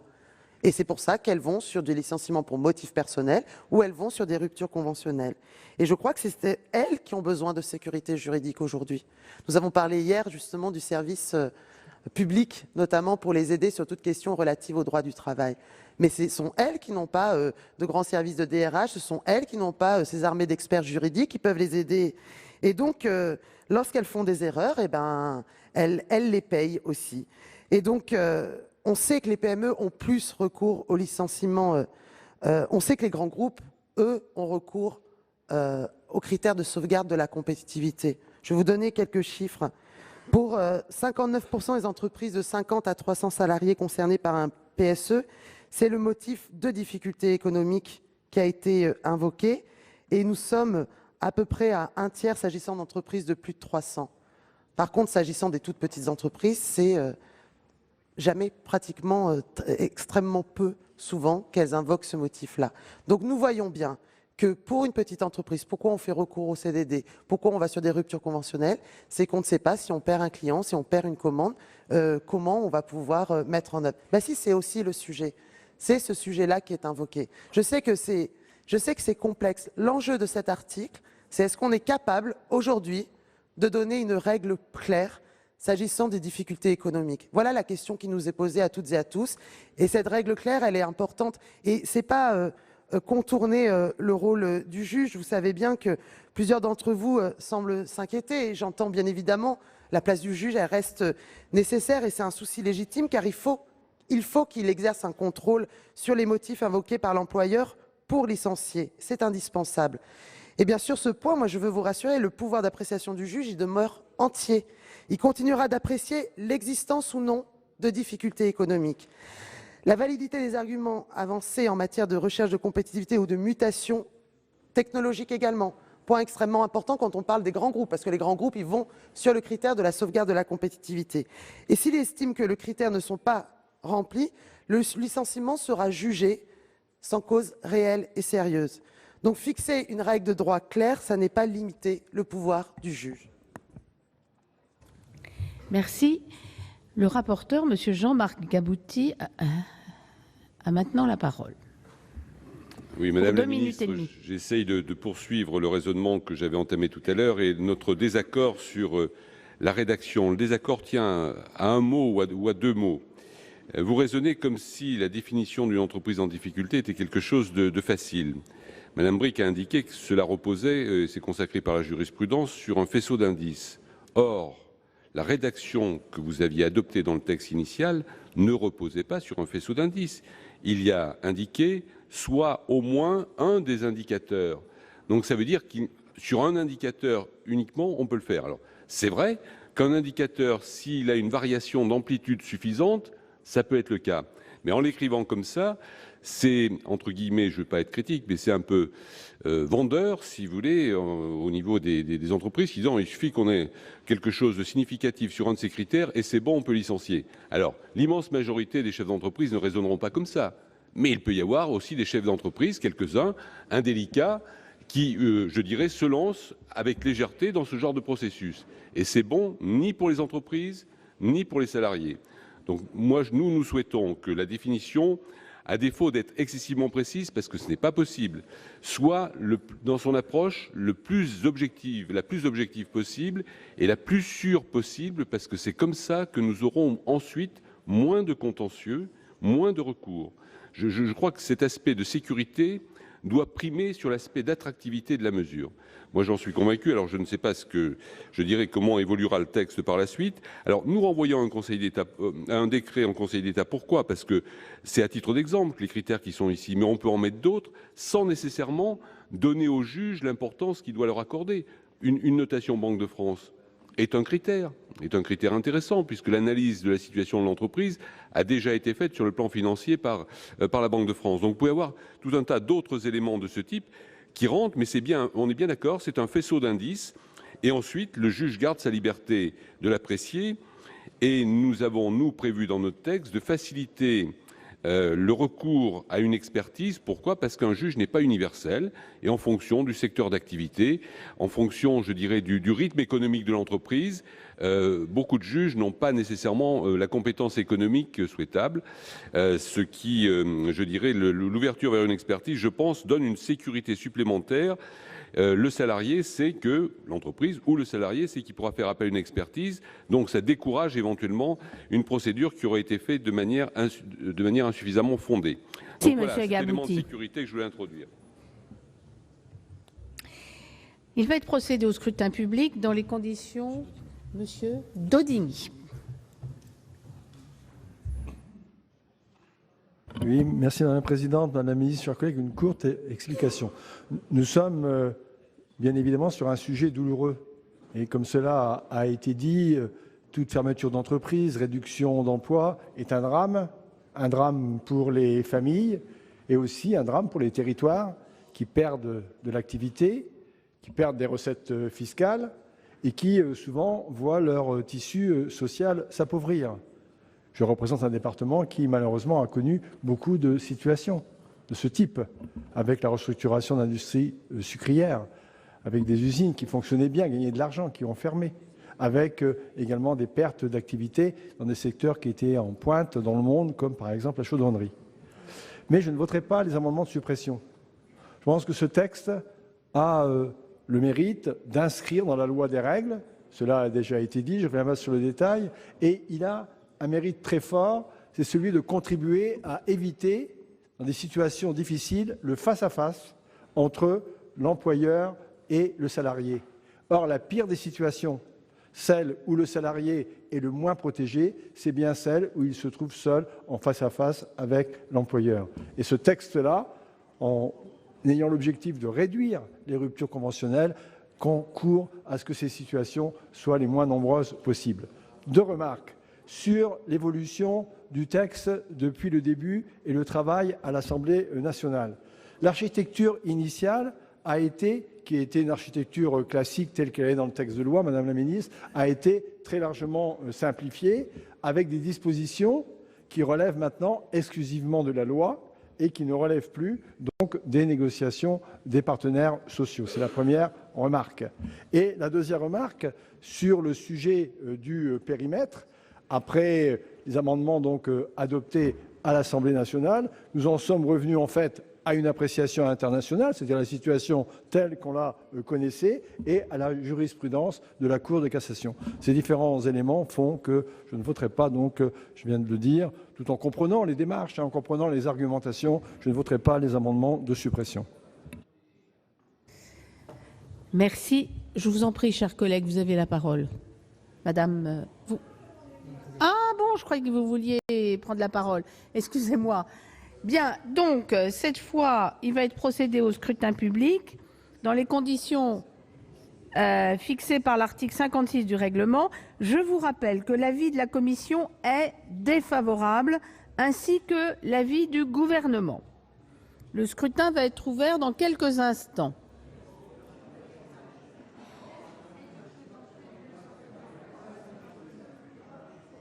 Le scrutin est ouvert.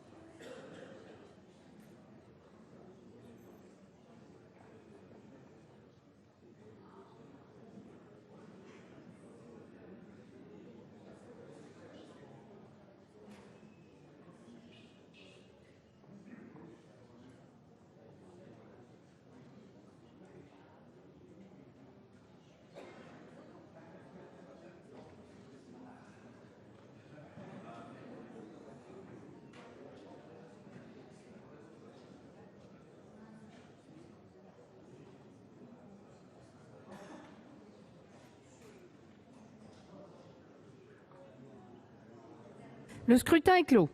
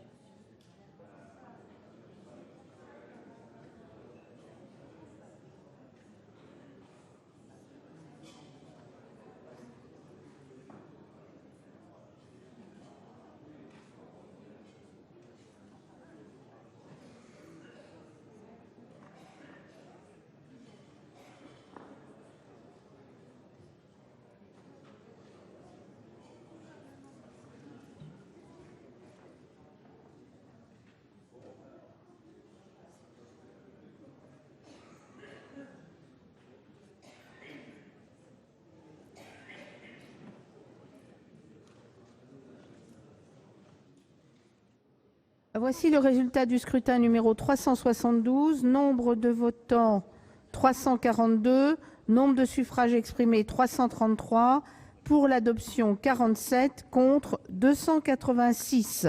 Le Sénat n'a pas adopté. Nous passons à l'amendement 725. C'est Madame David qui le présente. Merci Madame la Présidente. Nous allons continuer dans ce débat fort intéressant, puisque je vous rappelle quand même que nous sommes bien sur l'article 30 et que cet article 30 définit le motif économique du licenciement. Donc on a beaucoup parlé de la rupture conventionnelle, mais ce n'est pas l'article 30, c'était un article précédent. Et donc l'amendement que nous vous proposons ici vise à le réécrire complètement, cet article 30, pour renforcer l'équilibre et la justice de notre modèle social qui, je vous le rappelle quand même, mes chers collègues, a été construit historiquement tant par les luttes nationales que par les luttes européennes. Clairement, nous ne souhaitons pas mettre à mal un équilibre nécessaire entre deux principes constitutionnellement garantis, le droit pour chacun d'obtenir un emploi et de le conserver, et celui d'entreprendre. Car il ne s'agit pas d'une chance pour obtenir un emploi, Madame la Ministre, il s'agit bien d'un droit. Vous avez dit tout à l'heure que le PSE donnait une chance aux salariés par son accompagnement de retrouver un emploi. Non, c'est un droit de retrouver un emploi, ce n'est pas une chance. Mais soyons quand même lucides, mes chers collègues, depuis des décennies, toutes les mesures qui ont été proposées et qui, normalement, sont censées régler la question des licenciements abusifs n'ont absolument pas amoindri le phénomène. D'autres sénateurs sont intervenus, il y a eu les Morlex, il y a eu les Goodyear, il y a eu les Obad, les LU. Les plans sociaux se sont succédés. Il semblait pourtant à notre groupe qu'on aurait pu trouver une unanimité sur la question de la nécessaire lutte contre les licenciements boursiers. C'est d'ailleurs notre collègue Catherine Deroche qui arrivait même à faire l'union droite-gauche en déclarant, je la cite, « Bien évidemment, il faut dénoncer les licenciements qui seraient imposés par des entreprises à la recherche de leur seul profit et qui ne seraient pas justifiés par des questions économiques. » Notre amendement propose donc de redéfinir ce licenciement économique pour le réduire à 3 critères, la cessation d'activité, les difficultés économiques avérées et non anticipées comme aujourd'hui, et troisième motif, les mutations technologiques. Car n'oublions pas qu'aujourd'hui, 80% des licenciements économiques reposent, vous l'avez d'ailleurs dit Madame la Ministre, sur la sauvegarde de la compétitivité. Et par exemple, la DCNS a réussi à créer une crise économique artificielle en provisionnant sur une charge de risque et en engageant donc un plan social de près de 2000 personnes. Nous souhaitons donc, par cet amendement et par l'ensemble de ceux que nous proposons, sécuriser les salariés tout en respectant la liberté constitutionnelle d'entreprendre. Vous nous avez parlé, Madame la Ministre, de charges anxiogènes, mais allez discuter avec les salariés. Je vous ai parlé hier de Arjowiggins et d'autres entreprises. J'aurai l'occasion, puisque mon temps est passé, de vous en parler d'autres. L'anxiété, évidemment, elle est forte chez ces salariés. Merci. Alors, quel est l'avis de la Commission, Monsieur Gabouty?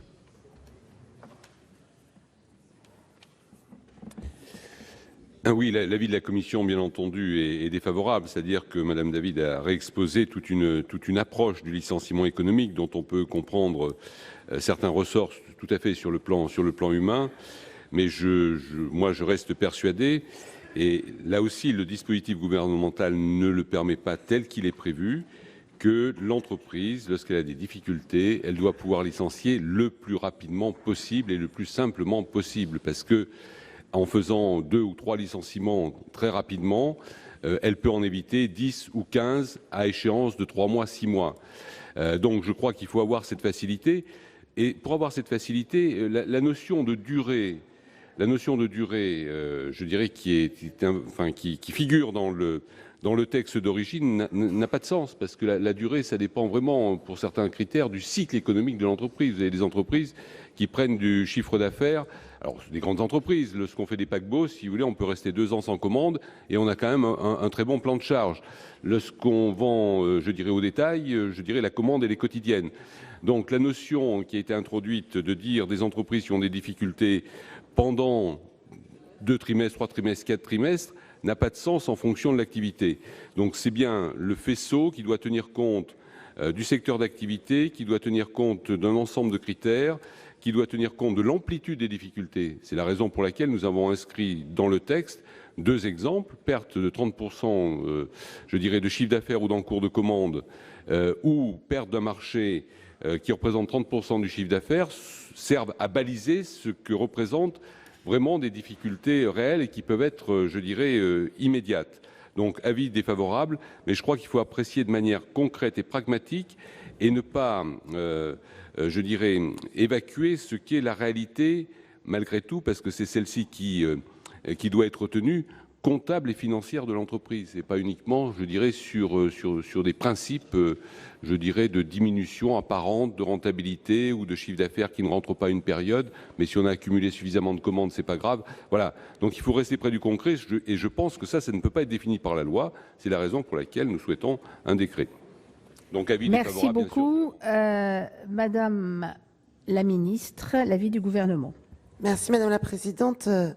C'est également un avis défavorable même si j'ai bien conscience, et nous avons tous conscience, que l'objectif pour tous, ici, autour des bancs, c'est bien sûr la préservation de l'emploi, et c'est l'emploi. On est tous d'accord par rapport à cela. Mais un licenciement économique est prononcé pour motif non inhérent à la personne, donc du salarié, et suppose qu'il soit fondé sur une cause économique et sérieuse. Et c'est aujourd'hui la principale garantie contre les licenciements boursiers. Et d'ailleurs, le rôle de l'administration en matière d'homologation des PSE est une garantie à la fois pour l'employeur et pour les salariés. Vous proposez dans cet amendement de modifier les articles relatifs au licenciement économique tels qu'ils ont été mis en œuvre dans le cadre de la réforme de la loi du 14 juin 2014 qui a transposé l'accord national interprofessionnel de 2013, donc l'accord décidé par les partenaires sociaux. Vous supprimez également le recours à la rupture conventionnelle en supprimant l'ANI du 11 janvier 2008. Donc c'est aussi un signal, voilà, ce sont des règles qui ont été négociées avec les partenaires sociaux, donc je n'entends pas revenir sur ces règles-là. Et je pense que ce serait un signal très négatif justement en direction de ces mêmes partenaires sociaux, ces deux ANI qui sont importants. Et je vous dis, la garantie, l'homologation, le rôle de l'administration est bien sûr essentiel pour lutter contre les licenciements boursiers. Et c'est ce qui a été fait dans cet édifice-là. Aujourd'hui, vous entendez revenir sur cet édifice-là. Donc, et je ne crois pas que ce soit en rigidifiant à l'excès les règles qui ont été pourtant négociées par les partenaires sociaux qu'on arrivera à favoriser l'emploi. C'est pour ça que c'est un avis défavorable. Merci, Madame la Ministre. Madame David, vous avez la parole. Oui, merci Madame la Présidente. J'ai entendu plusieurs arguments, notamment que sur le plan humain, notre amendement était un amendement qui se comprenait. Mais ce n'est pas simplement sur le plan humain, Monsieur le rapporteur, c'est aussi sur le plan de la préservation de l'emploi. Madame la Ministre le disait, je crois qu'ici nous sommes tous attachés à cette préservation de l'emploi. Mais parfois, chacun prend des chemins un peu éloignés pour pouvoir réellement assurer cette préservation de l'emploi. Moi, je voudrais vous parler d'entreprises de mon département. Où l'administration, normalement, comme vous le dites, aurait dû permettre à ce qu'il n'y ait pas ces licenciements économiques, parce que la faillite de l'entreprise a été organisée par l'entreprise elle-même. Je voudrais vous parler de l'entreprise Sober, par exemple, qui a été rachetée par un fonds de pension américain, qui a été intégré dans un autre groupe de prothèses médicales, qui était pourtant à la pointe de la fabrication. Eh bien, le site a été pillé. On a vidé les stocks sciemment pour les envoyer dans un autre pays et les salariés se sont retrouvés le jour même licenciés et l'administration n'a pas eu le temps de faire quoi que ce soit puisque de toute façon tout le monde a été mis devant le fait accompli. Je vous ai parlé des Wiggins au cours de la semaine, une entreprise fleurissante de papeterie qui a été là aussi pillée. Et à chaque fois, on laisse des friches industrielles sur les territoires, dans nos territoires ruraux. Déjà que l'emploi n'est pas quelque chose qui court la rue, et bien là, on laisse carrément des friches et les élus doivent se débrouiller avec ça. Je peux vous parler aussi de l'entreprise Ecopla qui vient, même situation que Sober, pillé par le propriétaire actuel, sino-australien. C'est une filiale du groupe Renalu, du groupe Péchinet, de petit bout en petit bout. Il restait encore 80 salariés sur ce site qui fabriquent le seul fabricant en France de plats en aluminium. On a tous mangé un jour un cake Brossard, par exemple. Eh bien, la barquette d'aluminium venait du département de l'Isère, venait de Saint-Vincent-de-Mercuse, venait de cette entreprise Ecopla. Eh bien là, l'entreprise, elle vient d'être pareillement que pour Sober, pareillement que pour Vancorex sur la plateforme chimique de Pontclair, pillé par un entrepreneur peu scrupuleux, parce que oui, il y a des entrepreneurs vertueux et il y en a des peu scrupuleux. Et là, pour le coup, c'en est un qui se soucie très peu de la préservation de l'emploi, qui va prendre les machines, les emmener en Italie et qui n'en a rien à faire de ce qui va se passer sur le territoire. Donc avec cet amendement, non seulement il y a de l'humanité dedans, mais il y a aussi une question de préservation de l'emploi dans nos territoires. Merci. Monsieur Desessard a la parole. Pour ne pas laisser le monopole des exemples au groupe CRC, je vais donner également un exemple.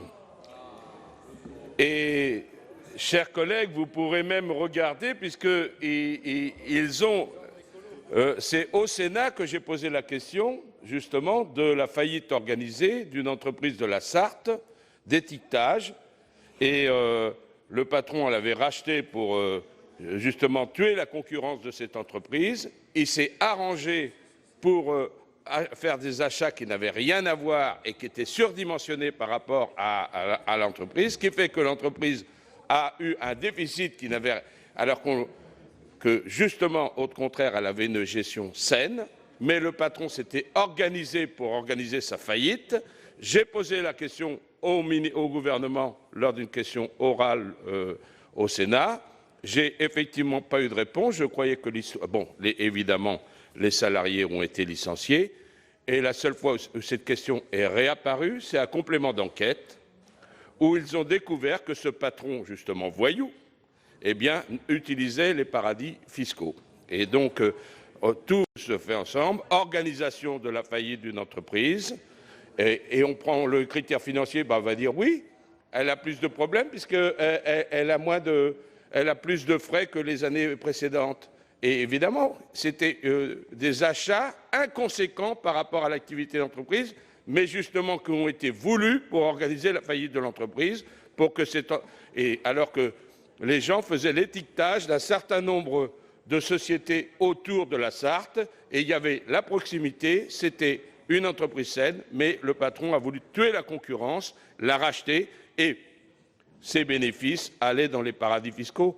Donc c'est un exemple que j'ai décrit ici au Sénat dans une question orale et qui a été repris dans l'émission Complément d'enquête. Merci. S'il n'y a pas d'autres interventions aussi, je vous en prie, chers collègues. Madame Billon, vous avez la parole. Oui, merci Madame la Présidente. Moi aussi, je voterai contre ces amendements et je voudrais juste répondre à notre collègue tout à l'heure. Oui, trouver un emploi, c'est un droit, mais c'est aussi une chance. Pourquoi? Parce que je pense qu'on n'a pas tous la même conception du travail. Et travailler, c'est aussi s'épanouir, s'accomplir, créer du lien. Ce matin, en délégation aux droits des femmes, nous avons reçu la présidente du Secours catholique qui nous expliquait que certains salariés, oui, gagnent en dessous du seuil de pauvreté parce qu'ils ont des emplois assez contraints, des temps partiels, des distances à faire, mais qu'ils font tout pour garder leur travail. Alors je crois que la majorité sénatoriale, aujourd'hui, elle souhaite préserver les emplois, mais elle souhaite aussi s'adapter au monde qui change, s'adapter. Nous ne sommes pas sur une île déserte. Nous devons favoriser les entreprises pour qu'elles puissent répondre aux besoins de demain et créer les métiers qui n'existent pas aujourd'hui. Merci. Et c'était très bien. Voilà. Eh bien, je vais mettre aux voix l'amendement 725. Il y a quelqu'un d'autre qui veut la parole? Non? Oui? Ah bon, très bien. Je ne savais pas si c'était oui ou non.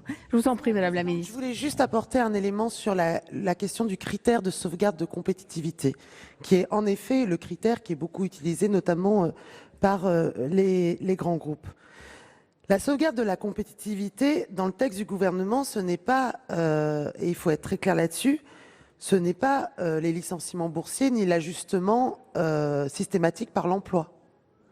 Le critère de compétitivité, ce n'est que la reprise d'une jurisprudence qui est constante depuis 1985.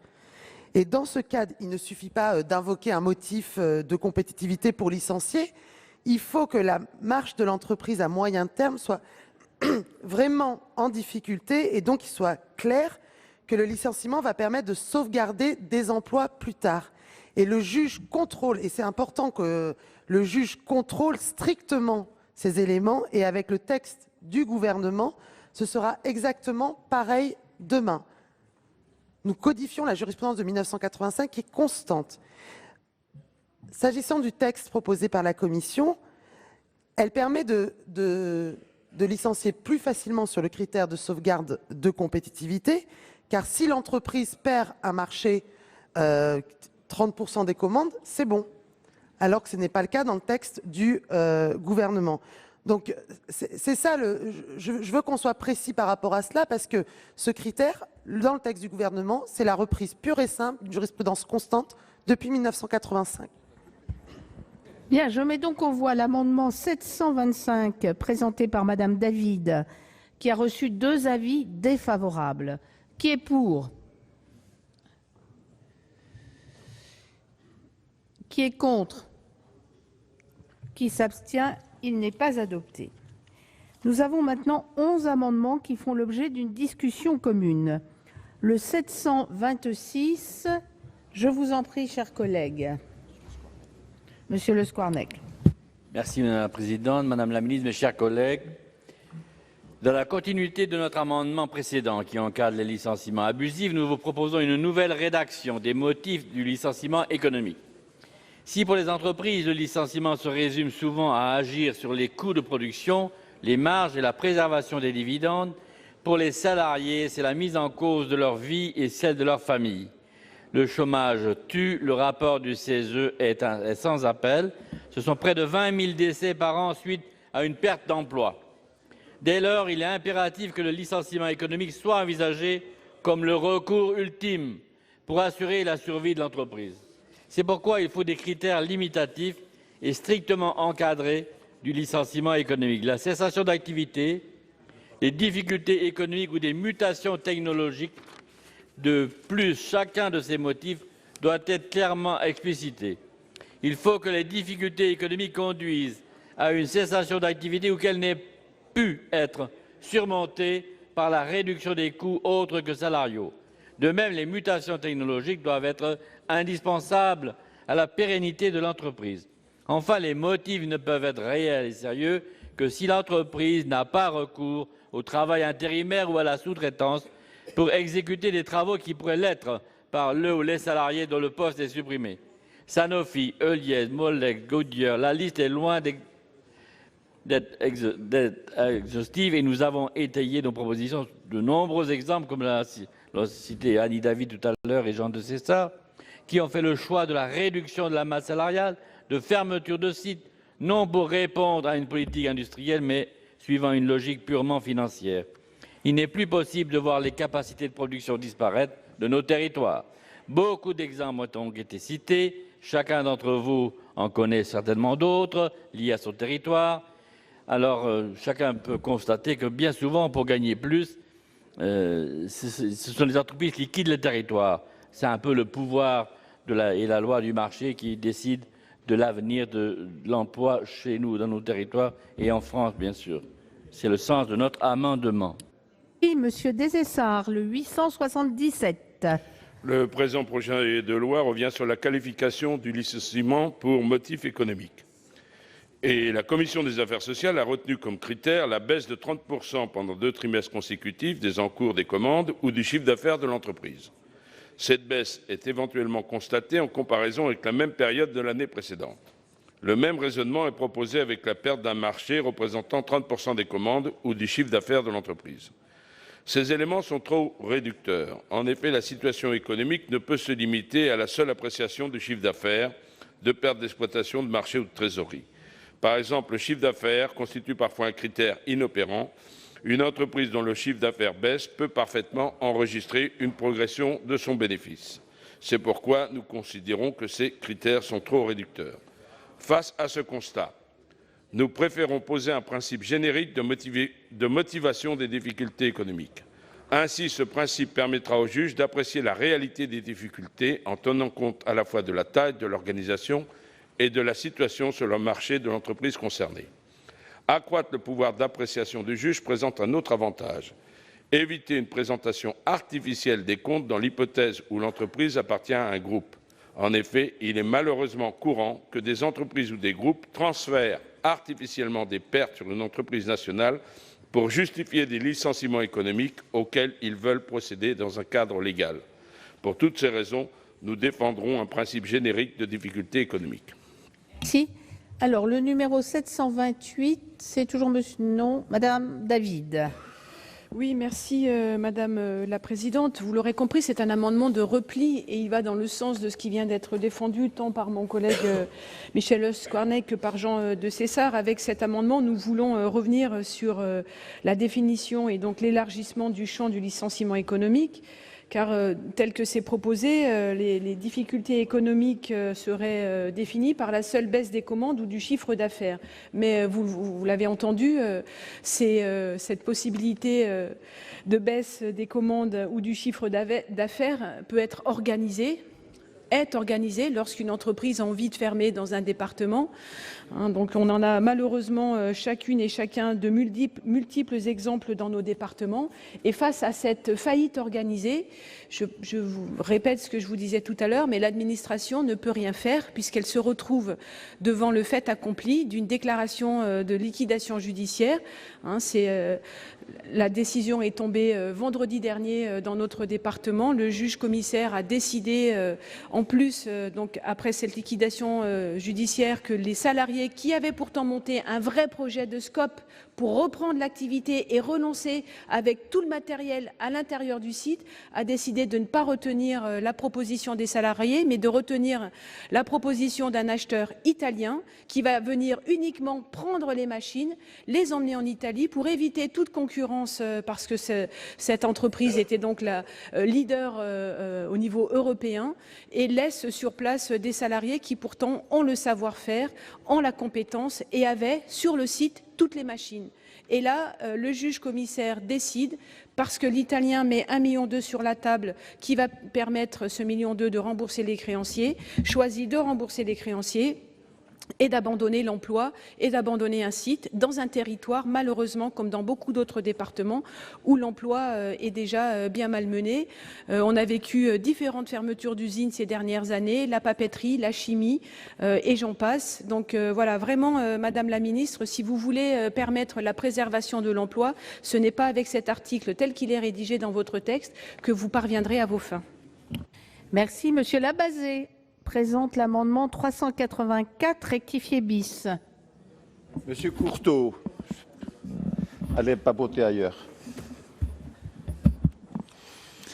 Madame la Présidente, les entreprises réellement en difficulté peuvent, en l'état actuel du droit, licencier des salariés. C'est tout le débat de ce matin. En cas de contestation, les juges examinent la situation des entreprises au cas par cas. Or, la rédaction de cet article, que ce soit par la consécration d'indicateurs inappropriés ou la prise en compte d'un périmètre inadapté, puisque réduit au seul territoire national, facilitera les licenciements boursiers. Elle aboutit également à une restriction du champ d'appréciation des difficultés économiques par le juge. Elle empêche ainsi de contrôler le sérieux du motif invoqué par l'entreprise. Aujourd'hui, le juge ne se contente pas seulement de constater une baisse du chiffre d'affaires ou des commandes pour apprécier les difficultés économiques. Les juges vérifient si ces difficultés sont réelles et qu'elles ne résultent pas d'un comportement intentionnel ou frauduleux de la part de l'employeur. Cet amendement a pour objet de renforcer les critères du motif économique de licenciement et de garantir leur libre évaluation par le juge. Il propose également de permettre au juge d'apprécier la réalité des difficultés au niveau du groupe et non du seul territoire national. Voilà pour les débats des sénateurs autour des licenciements économiques, autour de leur périmètre qui a donc été assoupli par la droite sénatoriale. Notez que cet après-midi va avoir lieu à nouveau un temps fort sur ce projet de loi travail, puisque les sénateurs vont discuter du plafonnement des indemnités prud'homales pour licenciement abusif. Notez que le gouvernement avait reculé sur ce point et cette fois-ci, à nouveau, la droite sénatoriale va tenter de mettre Myriam El Khomri face à ses responsabilités. Vous pouvez toujours voir et revoir toutes les séances sur notre site publicsénat.fr. Prochain rendez-vous de l'actualité parlementaire cet après-midi à 14h45. Ne manquez pas les questions d'actualité au gouvernement dans Sénat 360 présentées par Delphine Girard. Très bonne journée sur les chaînes parlementaires.